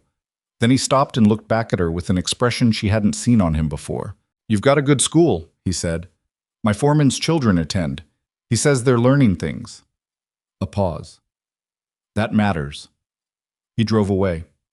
She stood in the doorway watching the wagon until it turned onto the main road, and then she went back inside and sat at her desk and thought about the strange mathematics of public confrontation. How sometimes the thing you're most afraid to do turns out to be the thing that makes the rest possible. Not because it resolves everything, but because it establishes clearly and beyond further argument exactly where the lines are. She had drawn lines. Warren Fenwick had come to acknowledge them. That was not a small thing. She picked up her chalk and went back to tomorrow's lesson. Colter came by the following Saturday, knocked as he always did, and came in and sat in the student chair with his coffee and told her that he'd heard about Fenwick's visit from Tom Ives, who had heard it from Martha Caldwell, which was the usual transmission route for information in Red Bluff. "Word travels," she said. "Always," he said. "How did it go?" She told him. He listened without interrupting, which was one of the things she'd come to value most about talking to him. He didn't fill the pauses with his own responses before she was done making hers. "You believe him?" Colter said when she'd finished. "About not knowing?" "About not knowing at the start?" "Yes." She looked at her coffee. "About everything after. The campaign against my reputation, the board pressure, the social maneuvering, that he knew about." "And?" "And he didn't apologize for it," she said. "He apologized for the specific act. The rest he's treating as, I suppose, as business. Things that happened in defense of his family's position." Colter was quiet for a moment. "That's about what I'd expect from Warren Fenwick." "It's probably the best I'll get from him," she said. "And it's enough. Not because he deserves credit for doing the minimum, but because having him working against me and having him neutral are very different situations, and I'll take neutral." He looked at her with that steady attention. "You're practical," he said. It wasn't a criticism. It was an observation, delivered with something that sounded like genuine respect. "I can't afford not to be," she said. He nodded slowly. Then he said, "My foreman's wife came to see me last week. She said her daughter, Clara, she's in your class, has started reading at dinner." "Claire's been reading for 2 months," Evelyn said. "She was embarrassed about it at first because her older brother can't read as well yet. We worked around it." He looked at her. "How do you work around something like that?" "I gave the brother something else to be better at," she said. "He's very good with numbers. I made sure he knew it." Colter was quiet for a moment. Then he said, You're good at this." "I know," she said simply, because she was. And she had stopped apologizing for knowing her own competencies sometime around the second week of January, when the cost of false modesty had become higher than the cost of honesty. He almost smiled. The real one, the one that reached his eyes, which she'd seen maybe 4 times in the months since September. She counted those the way she counted the almost smiles, carefully and without acknowledging to herself that she was doing it. March moved into April, and April did what Wyoming April does, delivered 2 more snowstorms, and then, without warning or apology, converted itself into something almost warm. The mud dried. The grass came back green. The mountains, which had been white since October, began showing their rock faces again, and the light changed in the way it changes in spring at altitude, sharper, cleaner, with a quality of openness that the winter sky doesn't have. Evelyn opened the schoolhouse windows for the first time since November, on an April morning, and the air that came in smelled of new grass and distance, and several of her students stopped what they were doing and just breathed for a moment, and she let them. She was 22 years old. She had survived her first Wyoming winter. She had held her school open through it, and held her position through everything that had tried to take it from her, and she was still here, and the spring air was coming in through the windows she'd kept shut for 5 months. She let herself feel that for a full minute. Then she called the class back to attention. Declan Fenwick left Red Bluff in the middle of April. She heard about it from Martha Caldwell, who heard it from the livery owner, who had seen the Fenwick wagon loaded with luggage heading south toward the rail line. The story that circulated, and there were several versions of it, which told her it was true, because invented stories in small towns tend to be singular, was that Warren Fenwick had arranged a position for his son with a cattle operation in Texas, something that required Declan's immediate presence and indefinite commitment, and that this arrangement had been made with some urgency. Evelyn sat with that information for a while before she knew how she felt about it. She did not feel triumph. She wasn't sure what she'd expected to feel. She'd imagined this moment, abstractly, when the weeks were at their worst. But triumph wasn't it. What she felt was closer to the release of a sustained muscular effort, the way your arm feels after you've been holding something heavy for a long time, and you finally put it down. Not joy. Relief, maybe. And beneath relief, something more complicated that she couldn't quite name. A recognition that the thing was finished, and that finishing it had changed her in ways she was only beginning to understand. She told Colter when he came by on Saturday. He listened. He didn't say good riddance or anything satisfying of that kind. He just said, "How are you?" She looked at him. It was such a direct question, asked with such complete absence of subtext, that it caught her slightly off guard. "I don't know yet," she said honestly. "I think I'm all right. I think I will be." "That's a reasonable answer," he said. "I expected to feel better about it," she said. "About him leaving." "You've been carrying it for a long time," he said. "Put something down long enough. You forget what your hands feel like without it." She looked at him for a moment. That was, she thought, one of the most precisely accurate descriptions of anything she'd heard from anyone. "That's exactly it," she said. He nodded and drank his coffee. The relationship between them, if that was the word for it, and she still wasn't certain it was, had been shifting through the spring in ways she was aware of without having categorized. She knew more about him now. She knew that he'd come to Wyoming from Missouri at 19 with a horse, a bedroll, and a debt he'd spent 3 years paying off. She knew that he'd built the Hayes Ranch piece by piece over 8 years, and that he thought of it the way she thought of the school. Not as property, but as something he'd made real through sustained effort, and had a claim on that went beyond ownership. She knew that he had a brother in Kansas he wrote to twice a year, and a mother who had died when he was 15, and that he didn't talk about either of these things easily, but had talked about them to her, on 2 separate occasions, in the particular way of someone who doesn't say things like that often enough that the words come out smooth. She knew that he had, at some point she couldn't precisely identify, become the person she most wanted to tell things to. That was a specific and significant thing to know about yourself, and she knew it. What she did not know was how to do anything about it, or whether doing something about it was a good idea, or whether what had existed between them, the careful, respectful, practical connection that had been built on fixing things and riding through blizzards and telling the truth in public, could survive being turned into something with different expectations and higher stakes. She was, in certain respects, afraid. She had not been afraid of Declan Fenwick standing in front of 300 people. She had not been afraid of Warren Fenwick on her doorstep. She had not been particularly afraid of any of the external pressures that had been applied to her position over the preceding months. She was afraid of this. She thought about the night at the harvest celebration. Not often. She had worked hard to prevent it from taking up more residence in her mind than it had earned. But sometimes, at the edges of sleep or in the particular silence of early morning, she felt it. The grip on her wrist. The lack of choice in it. The way her own body had become for a few seconds something that belonged to someone else's decision. She had not talked about that part of it to anyone. Not what it had done to her afterward. Not the way she flinched, very briefly, when someone reached across her without warning, or the way she'd spent the first 2 months automatically cataloging the position of exits when she entered rooms. These were small things. She had managed them. But they were there, and she knew they were there, and they were part of what made the question of Colter Hayes complicated in a way that had nothing to do with him specifically. It had to do with trust, with the difference between knowing, intellectually, that someone was safe and feeling it somewhere below the level of thought. She trusted him. She had trusted him since the barn in December, maybe before, but trust and the ability to act on trust were not the same thing, and she was honest enough with herself to know the difference. The conversation happened on a Saturday in late April, when the wildflowers had started coming in along the creek east of town, and the air had that particular quality of Wyoming spring, clean and sharp and full of the smell of things growing. And they were sitting on the front steps of the schoolhouse with their coffee because, for the first time in months, it was warm enough to sit outside. It was a small shift. She was aware of it as it happened, the way you're aware of the moment a season actually turns, the specific morning when you know winter is gone. They were talking about nothing consequential, the condition of the East Road, whether the Hendersons were going to expand their store. And then they weren't talking at all, and the silence was the kind of silence that has something alive in it. She said, "Can I tell you something that I haven't told anyone?" He looked at her.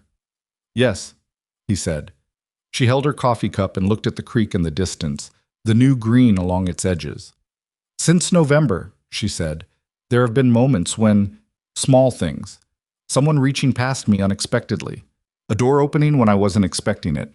It's gotten better mostly, but I wanted you to know it's there because—" She stopped, started again. "Because I think you are someone I would like to trust in a different way than I've trusted anyone here, and I wanted to be honest about what that involves." The silence after she said that was long enough that she looked at him. He was looking at her with an expression she hadn't seen before. Not surprised, not pitying, not any of the things she'd feared. Just present, just fully there, paying the kind of attention that makes you feel you've been heard before you finish saying the thing. "Thank you for telling me that," he said. She nodded. "I want to say something," he said, and he held his coffee cup between his hands and looked at it for a moment in the way he looked at things when he was finding the right words. "Whatever this is, between us, I don't have a plan for it. I'm not managing it or moving it somewhere on a schedule." He looked up. "But I notice you. I have noticed you since before I fixed your step, since before the blizzard and the barn and the assembly. I notice what you think about and how you work and what makes you go quiet." He paused. "I just wanted that said plainly. You can do whatever you want with it." She looked at him for a long moment. "That's the most words I've heard you say at once," she said. "Yeah," he said. "I've been thinking them for a while." Something broke open in her chest that was not quite a laugh, but was adjacent to one, warm and unguarded, the kind of response that happens when something you've been careful about stops requiring care for a moment. She pressed her lips together, but the feeling stayed. "Colter," she said. "Yeah." "I notice you too," she said. "I have for a long time. I've been trying to understand what to do about that." "You don't have to do anything about it," he said. "Not on any particular timeline." "I know," she said. "That helps." He nodded. They sat for a while with that between them, and the creek ran east and the wildflowers moved in the light wind, and neither of them said anything else for a few minutes, and it was the most natural silence she'd sat in since coming to Wyoming. It was 2 weeks later, on a warm evening in early May, that he asked if she wanted to see the lake. He said it simply. There was a mountain lake about 4 miles east of his property, accessible now that the snow had cleared the upper trails, and the wildflowers were coming in thick along the banks this time of year, and he thought she might want to see it. She said yes. They rode out in the early evening when the light was going gold, and the trail east ran through stands of aspen that were fully leafed now, the leaves turning in the light with that particular silver-green shimmer of early May. She had learned to ride over the winter, one of the things she hadn't told anyone she'd been quietly practicing. And she handled the horse competently, if not gracefully, which was about where she was with most things in Wyoming.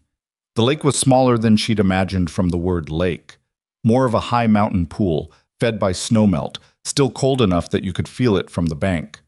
But the wildflowers were exactly what he'd said.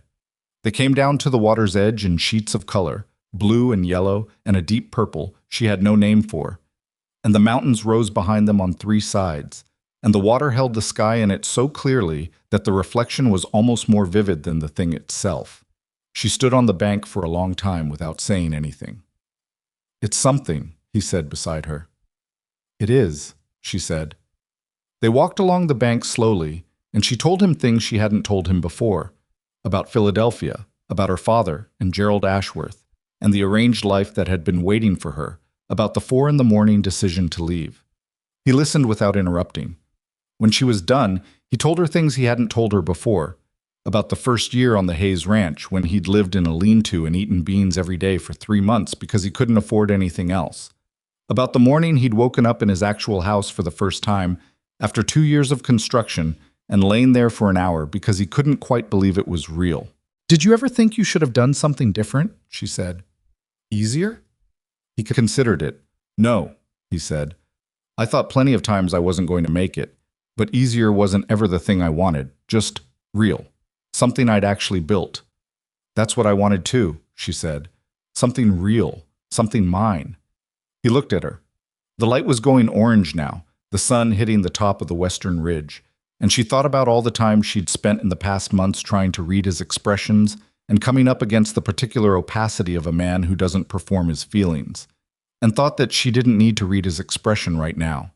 She could feel what was in it. "I need to tell you something," she said. "All right."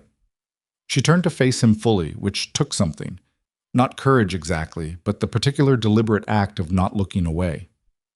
"That night in November changed something in me. I've been managing it, and I think I'll keep managing it, but I need you to know that trust it's not a small thing for me right now. It's the most valuable thing someone can offer me, and I trust you. I want you to know that." He was quiet for a moment. Then he reached out and very slowly, with the complete and obvious intention of doing so, took her hands in his. Not a grip, not a claim, just his hands holding hers, with the same deliberate patience he brought to everything. "Evelyn," he said quietly, "whatever happened to you doesn't belong to what happens between us. It happened to you, and it's yours to carry or put down, and I'm not going to ask you to do either on my schedule." He held her gaze. "But I want you to know something. Real love. It doesn't grab or pressure or make you feel like you owe something for being treated decently." He paused. "I know you know that. I just wanted to say it out loud."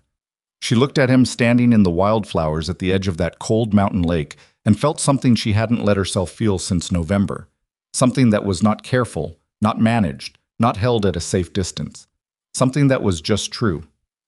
"Show me," she said softly. He looked at her steadily. "Show you what?" "What it's supposed to feel like," she said. He held her hands a moment longer. Then he said, "Can I?" She nodded. He leaned forward slowly, and she didn't flinch, and the kiss was nothing like November. It was nothing like any version of fear or force or the theft of a thing. It was gentle and unhurried, and it waited for her at every second of it, and when she pressed closer, it was entirely her own choice. She felt her eyes sting, which surprised her, and she pulled back slightly and blinked. "Are you all right?" he said immediately. "Yes," she said. She meant it. Yes." He waited.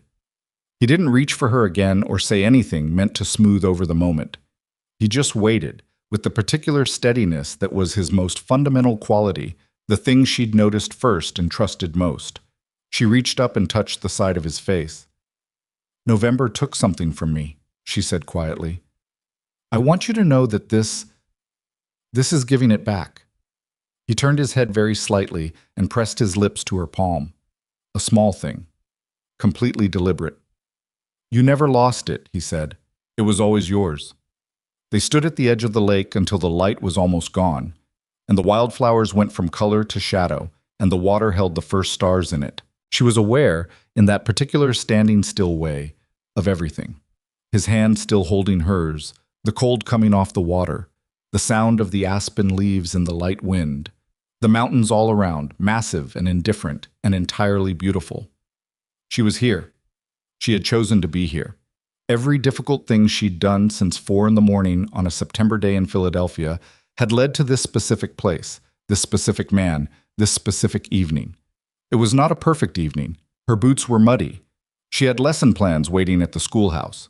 Somewhere in Red Bluff there were still people who had believed Declan Fenwick's version of things, and the Fenwick family's presence in this valley was not going to evaporate because their son had moved to Texas. The world that waited for her tomorrow was the same complicated, imperfect, demanding world it had always been. But she was standing in it with her hands in Colter Hayes' hands, and the wildflowers were coming in along the bank, and she did not feel rescued. She felt, for the first time in her adult life, precisely and exactly herself. They rode back as the dark came fully in, side by side on the trail through the aspens, and she noticed that she didn't feel the need to fill the silence, and neither did he, which seemed right. There were things to say, and she would say them, and there were things he had to say, and he would say them, and none of that needed to happen in this particular moment. This particular moment was enough. He stopped his horse at the schoolhouse lane, and she stopped beside him, and they sat for a moment in the warm dark. "Tomorrow," he said. "Coffee?" "At 6, she said. 6, he agreed. She rode the last 100 yards to the schoolhouse alone, put up her horse, and went inside. The lamp on her desk was burning low, and she turned it up and stood in the light looking at the room she'd come to know as well as any room she'd ever occupied. The repaired ceiling, the new boards in the back wall, the slates arranged for Monday morning, 22 of them in clean rows.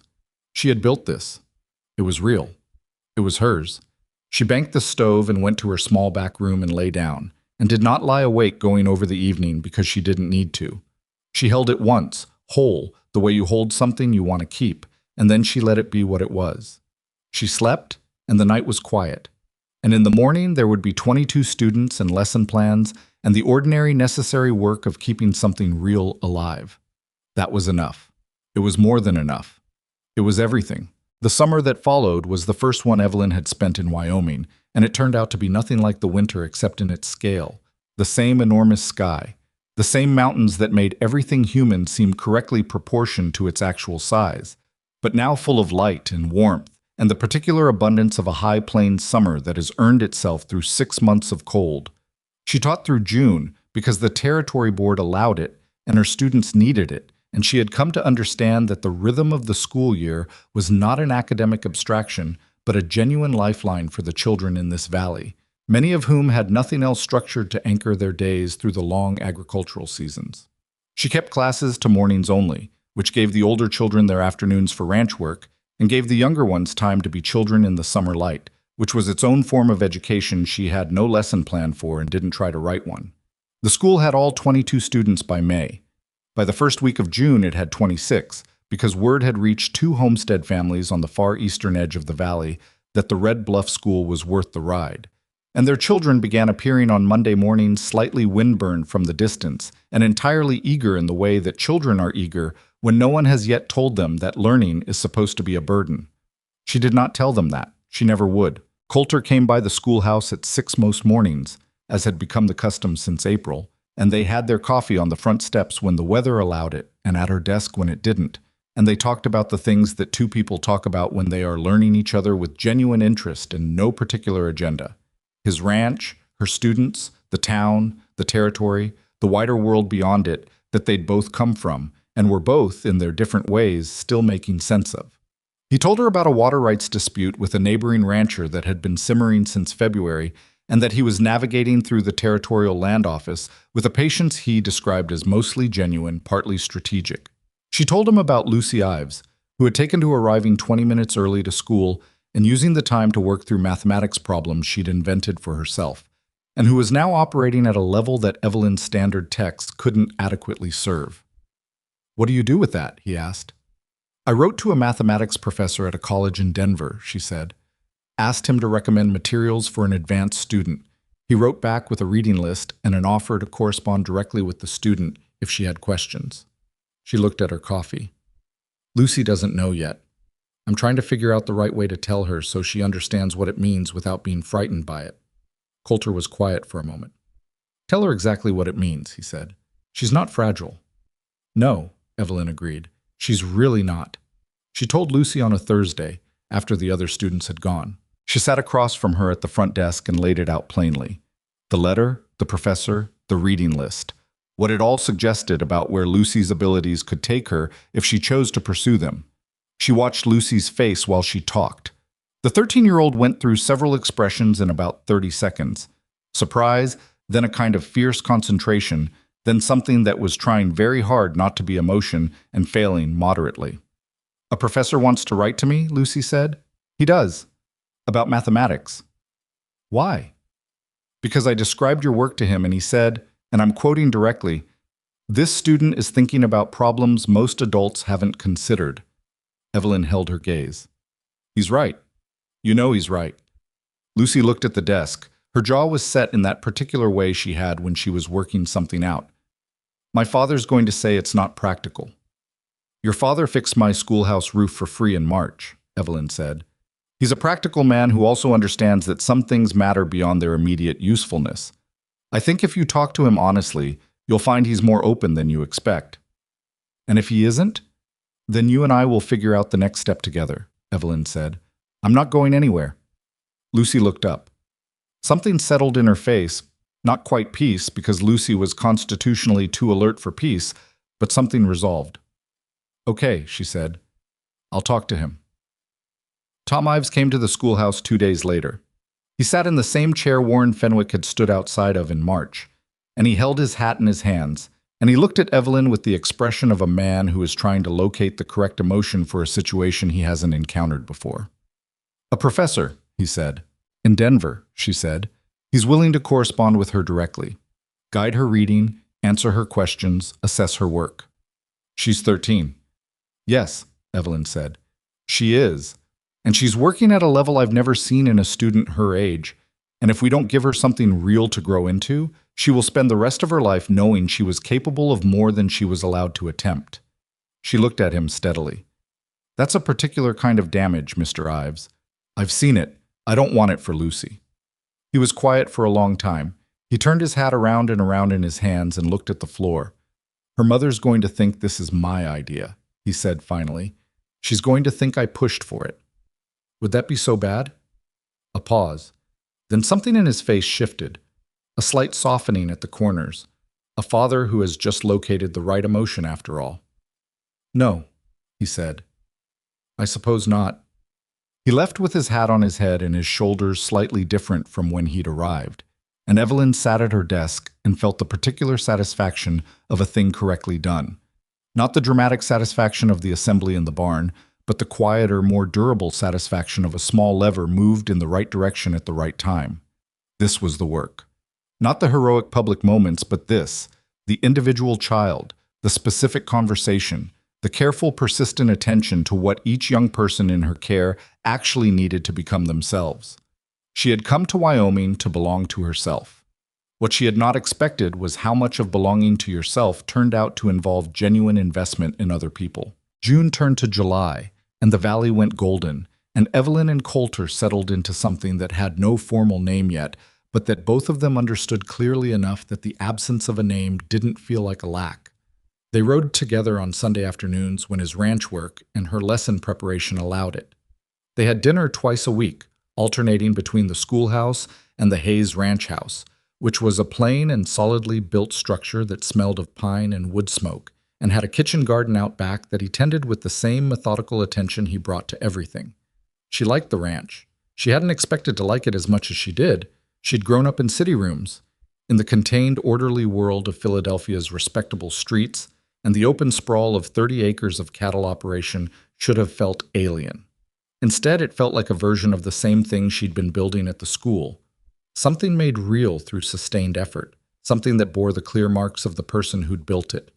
She told him that one evening in July, sitting on his porch in the warm dark, and he was quiet for a while and then said, I always thought the place needed a second set of eyes on it, someone to notice things I've stopped seeing because they've been there so long. She looked at him. What kinds of things? The kitchen garden's in the wrong place, he said. It faces north, gets half the light it should. I built it there because there was a flat piece of ground, and I was in a hurry, and then it was built and I never moved it. She laughed. It came out fully and without self-consciousness, which still surprised her slightly when it happened, the discovery that she was a person who laughed like this, given the right circumstances and the right company. Colter, she said, you can move a kitchen garden. I know, he said. I probably should. I'll help, she said. He looked at her with the particular expression that had replaced the almost smile in her catalog. A real thing now, warm and direct and entirely his. All right, he said. They moved the kitchen garden in August, on a Saturday when neither of them had urgent obligations, and it was one of the least glamorous things she'd done since arriving in Wyoming, and one of the most genuinely pleasant. They dug and hauled and replanted in the new south-facing spot, and she got dirt on her face, and he got it everywhere, and they argued mildly about the spacing of the bean rows in a way that produced no resolution and didn't need to. And by the end of the afternoon, the garden was moved and they were filthy, and she was sitting on his porch steps feeling the particular satisfaction of tired muscles from useful work. "You were right about the spacing," he said from beside her. "I know," she said. "You don't have to say it like that." "I really do," she said. He put his arm around her shoulders. She leaned into it. It was easy. That was the thing she kept coming back to, in the quiet moments when she examined the architecture of what they'd built between them. It was not effortless, because nothing worth having was effortless, but it was easy in the way that things are easy when they're correctly sized for the space they occupy. She did not have to make herself smaller or larger. She did not have to perform anything. She simply had to be what she was, which turned out to be enough. Turned out to be, in fact, exactly the right thing. She thought about November sometimes, less than she used to. The grip on her wrist had faded from a physical memory to a known fact, something that had happened, that she carried, that had cost her something real and recoverable. She had recovered it, not because a man had given it back to her, but because she had done the work of taking it back herself. In the schoolhouse, in the assembly, in the careful daily project of building a life that was undeniably hers. Colter had helped. She wanted to be precise about that, because precision mattered. He had not rescued her. He had showed up with rope in a blizzard and wood in a cold snap and a witness's voice in a barn, and those were specific and significant acts of specific and significant help. But they were additions to what she was already doing, not replacements for it. That was the difference, and it mattered, and she thought it was the reason the thing between them worked. She had not needed saving. She had needed, occasionally, a person who showed up. He had shown up. The letter from her mother arrived in August, 9 months after Evelyn had left Philadelphia without adequate warning or explanation. It was 4 pages long and contained a mixture of genuine maternal worry, social anxiety, and the particular kind of hurt that parents feel when their children make choices they can't understand. Her mother wrote that Gerald Ashworth had married someone else in June. She wrote that Evelyn's father had not recovered fully from the embarrassment. She wrote that she hoped Evelyn was safe and eating properly and had not done anything irreversible. Evelyn sat with the letter for a long time. Then she wrote back, 6 pages, because her mother deserved honesty and volume, and described Red Bluff and the school and the winter and the spring, not as a defense of her choices, but as a genuine account of them, the way you describe your life to someone you love when you want them to actually see it. She did not mention Colter by name. She mentioned a man from the Hayes Ranch who has become important to me, which was the most accurate thing she could say without having a clearer name for it herself. She did mention that she would not be coming back to Philadelphia. She sealed the letter and walked it to the mail on a Tuesday morning and came back and taught her class, and did not spend the rest of the day wondering how it would be received, because that was not within her control, and she had learned, finally, and at some personal cost, to invest her energy in things that were. It was a Saturday afternoon in late August when Colter asked her to walk with him to the cottonwood stand on the east edge of his property. He said it simply, "I want to show you something." And she went, because she had learned that when he said that it was usually worth going. The cottonwood stand was on a slight rise above the creek, a cluster of old trees that had been there, he told her, long before the ranch, or the town, or any white settler's claim on the valley. They were enormous trees, their bark deeply furrowed, their leaves catching the late August light with the particular gold green of the season's turning. She could smell the water from the creek below and the dry grass of the hills above, and the mountains to the west were doing what they did in late afternoon, going purple and enormous and somehow more present than they were at any other time of day.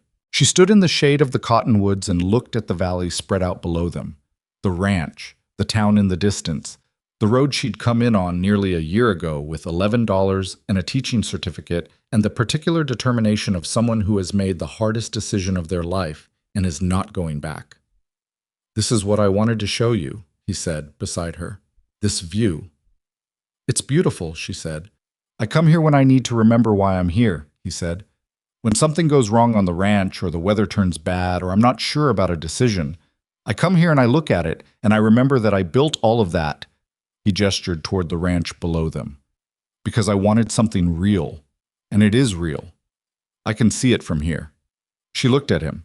He was looking at the valley, and she could see in his profile the thing he usually kept internal, the depth of what this place meant to him, The investment in it that went far below the practical level of livestock and grazing leases and fence lines. Colter, he said. Evelyn, she said at the same moment. They both stopped. He looked at her with a slight startled expression that was unusual on his face, and she laughed again, that full, unguarded laugh. And he smiled, a real one. You go, she said. He took a breath. He reached into his coat pocket and came out with something small, and she saw that it was a ring, plain silver, not ornate, the kind of thing a practical man chooses because it's well made rather than showy. He held it in his palm and looked at her with the same directness he'd always looked at her with, the same complete absence of performance. I'm not going to make a speech, he said. You know what I think of you. You know what this last year has been. I want to keep building the real thing, and I want to build it with you, if you'll have me. She looked at the ring in his hand. She looked at the valley below them, the ranch and the town and the road and the school. She thought about the girl who had stepped off a train with $11 and a ferocious determination to belong to herself. That girl had gotten what she came for. Something had been added to it, something she hadn't come for, hadn't expected, hadn't known to want. It had arrived the way the most important things arrive, not through searching, but through the sustained practice of being genuinely present in your own life. Yes, she said, I'll have you. He put the ring on her finger. It fit, which she took as information about the kind of attention he paid. He held her hand for a moment, just held it, the way he'd held it at the lake in April. Not a grip, not a claim, just present. Then he said, You said something first. What were you going to say? She looked up at him. I was going to say that I wanted to ask you something. Ask. I've been thinking about the school, she said, about expanding it. The territorial board has land adjacent to the schoolhouse lot, unused, been unused for years. I've written to them about acquiring it for a new building, something larger, something that could serve not just Red Bluff, but the whole valley. She paused. I want to run it year-round, take children from the homesteads who can't get to town regularly, maybe eventually have a second teacher. She looked at him steadily. It's a bigger commitment than what I have now. It changes things about what daily life would look like. He was quiet for a moment. For both of us, he said. It was not a question. For both of us, she said. He thought about it, genuinely thought about it, not performing consideration, but actually working through the implications. She watched him do it. She had come to love watching him think, the quiet internal quality of it, the way you could see the work being done without any of the machinery showing. I've got good men on the ranch, he said finally. I don't need to be in every corner of it every day. And an 8-mile ride to town is nothing I haven't done before. He met her eyes. Build your school, Evelyn. I'll be here. She thought about that later. Not the proposal, not the ring, but that specific sentence. Build your school, Evelyn. I'll be here. It was, she thought, the most romantic thing anyone had ever said to her. Not because it was poetic, but because it was true, and because the man saying it had a record of doing exactly what he said he would do, and nothing more and nothing less. And she had seen that record compiled over 11 months of paying close attention. The territorial board approved the land acquisition in September. The announcement came by post on a Tuesday, and she read the letter twice and then walked it over to Martha Caldwell's dry goods, because Martha was the person in Red Bluff who most needed to know things first, and who would most efficiently distribute the information to everyone else.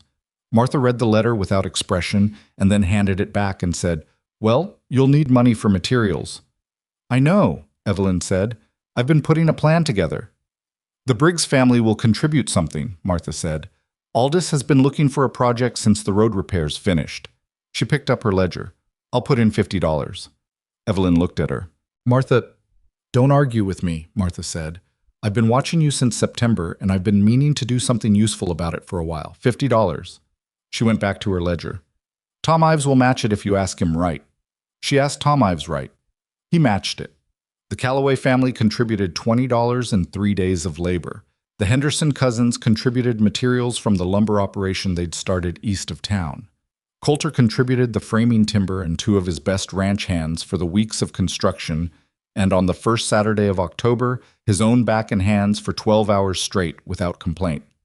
The new building went up through October, a proper 2-room structure with large south-facing windows and a separate entrance for the younger children, and a storage room that Evelyn had specific plans for involving a library should she ever accumulate enough books to constitute one. She was in the middle of organizing the storage room on a Friday afternoon when Lucy Ives appeared in the doorway, holding a letter with the controlled urgency of someone who has been walking quickly but decided to stop before running. "This came for me," Lucy said. "At the post office. From Denver." Evelyn looked up. "The professor?" "He responded to my last letter." Lucy was holding the envelope with both hands, which was not her usual manner. Miss Mercer, he wants to know if I'd consider sitting an examination for admission to a college in Denver. He says there's a program for—" She stopped. Her jaw was doing the thing it did when she was working hard not to show something. "For exceptional cases." Evelyn put down what she was holding. "Read it to me," she said. Lucy read it. The professor's letter was 4 paragraphs of precise academic language that said, essentially, that he had been corresponding with a 14-year-old girl for 4 months and was now of the opinion that she was one of the most gifted mathematical minds he had encountered in 20 years of teaching, and that if she was willing and her family consented, he would like to arrange a formal assessment. Evelyn listened to the whole thing. When Lucy finished, the room was very quiet. "What do you think?" Evelyn asked. Lucy looked up from the letter. Her eyes were bright in the way eyes are bright when someone is trying hard to stay controlled and not entirely succeeding. "I think I'm scared," she said. "That's sensible," Evelyn said. "It's a big thing." "I think I want to do it anyway." "That's even more sensible," Evelyn said. Lucy let out a breath that had clearly been held for a while. "Will you help me tell my parents?" "Yes," Evelyn said. "We'll do it together." The conversation with Tom and Helen Ives happened that evening around their kitchen table. And it was not simple, and it was not brief, and it was not without fear on anyone's part, least of all Lucy's, who sat across from her father and was braver in that kitchen than she had been even in the barn during the blizzard, because the stakes were more personally concentrated. Tom Ives asked questions that were hard and reasonable. Helen Ives was quiet in a way that said more than questions. Lucy answered everything with the particular combination of stubbornness and vulnerability that was most purely herself. Evelyn said, when there was a pause long enough to use, "I came to Wyoming because I wanted something real, something I built. I didn't know what it would look like until I was in it." She looked at Tom. "Lucy knows what she wants. She's known for a long time. The question is whether you're willing to let her try to get there, knowing it might mean her leaving the valley eventually, which is—" She paused. "A hard thing to agree to. I know it is. But I think you both know who she is well enough to know what it would cost her not to try." Helen Ives made a sound that was not quite a word. She reached across the table and put her hand over Lucy's hand. "Write to the professor," she said. "We'll figure out the rest." Lucy looked at her mother. Her jaw stopped doing the thing it did. Evelyn rode home in the October dark and thought about the strange multiplication of things. How the decision to come to Wyoming had led to the school, and the school had led to Lucy, and Lucy had led to a mathematics professor in Denver. And none of that had been planned, none of it had been part of the original intention, and all of it was real.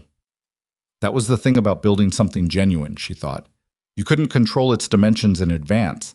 You could only control the quality of the work, and trust that the thing you were building was solid enough to support what it grew into.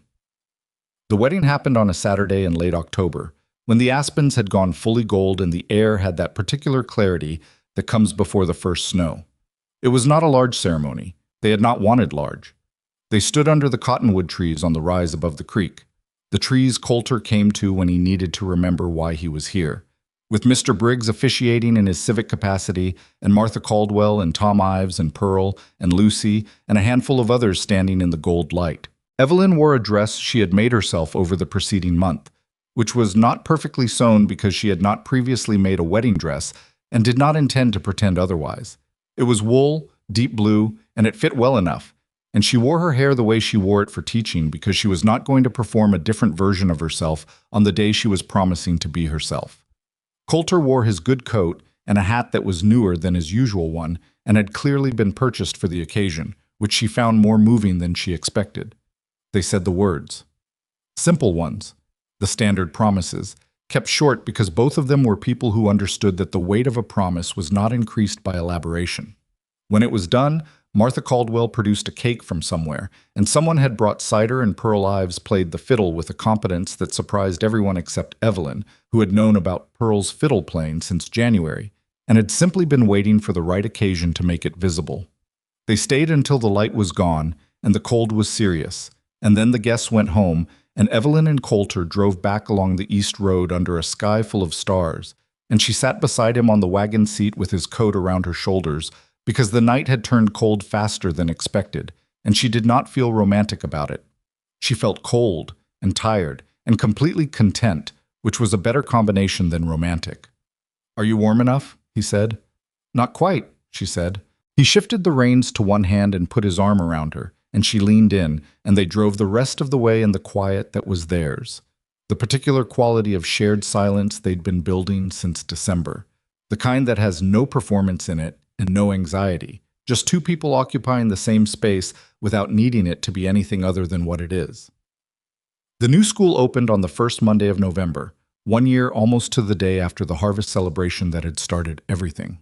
28 students came through the door. 2 of them were children of homestead families who had ridden 6 miles in the cold because word had reached their parents that the Red Bluff school was worth it.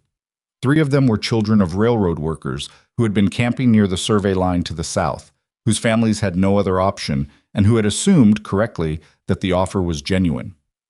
Evelyn stood at the door and watched them come in and thought, this is what it was always supposed to be. Not just the children of the ranchers and the merchants, not just the children whose parents had the right connections, or the right amount of money, or the right history with the Fenwick family. All of them. She thought about the November night a year ago, the lanterns and the fiddle music and the cold air and the grip on her wrist. She thought about what she'd felt in the aftermath, that particular combination of shame and fury and the determination not to be moved. She had been right to hold on to that determination. It had been the thing that held everything else up through the months that followed. But she thought, standing at the door of the school she'd built, that the determination not to be moved was only ever the beginning of it. You started there, with the refusal to let someone else's worst behavior define your own choices. And then, if you were lucky and stubborn and honest with yourself, you got to find out what you were building toward. Not just away from, she had been building toward this.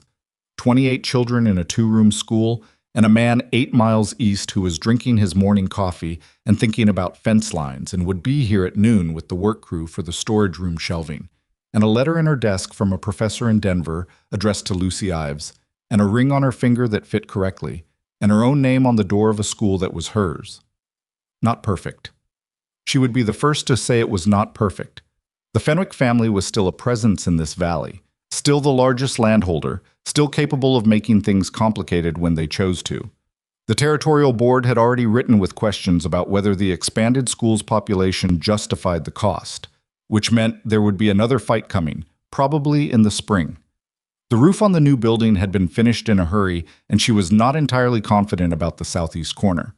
3 of her 28 students were so far behind their grade level that she didn't yet know how to move them forward without moving the others backward, and that was a problem she hadn't solved.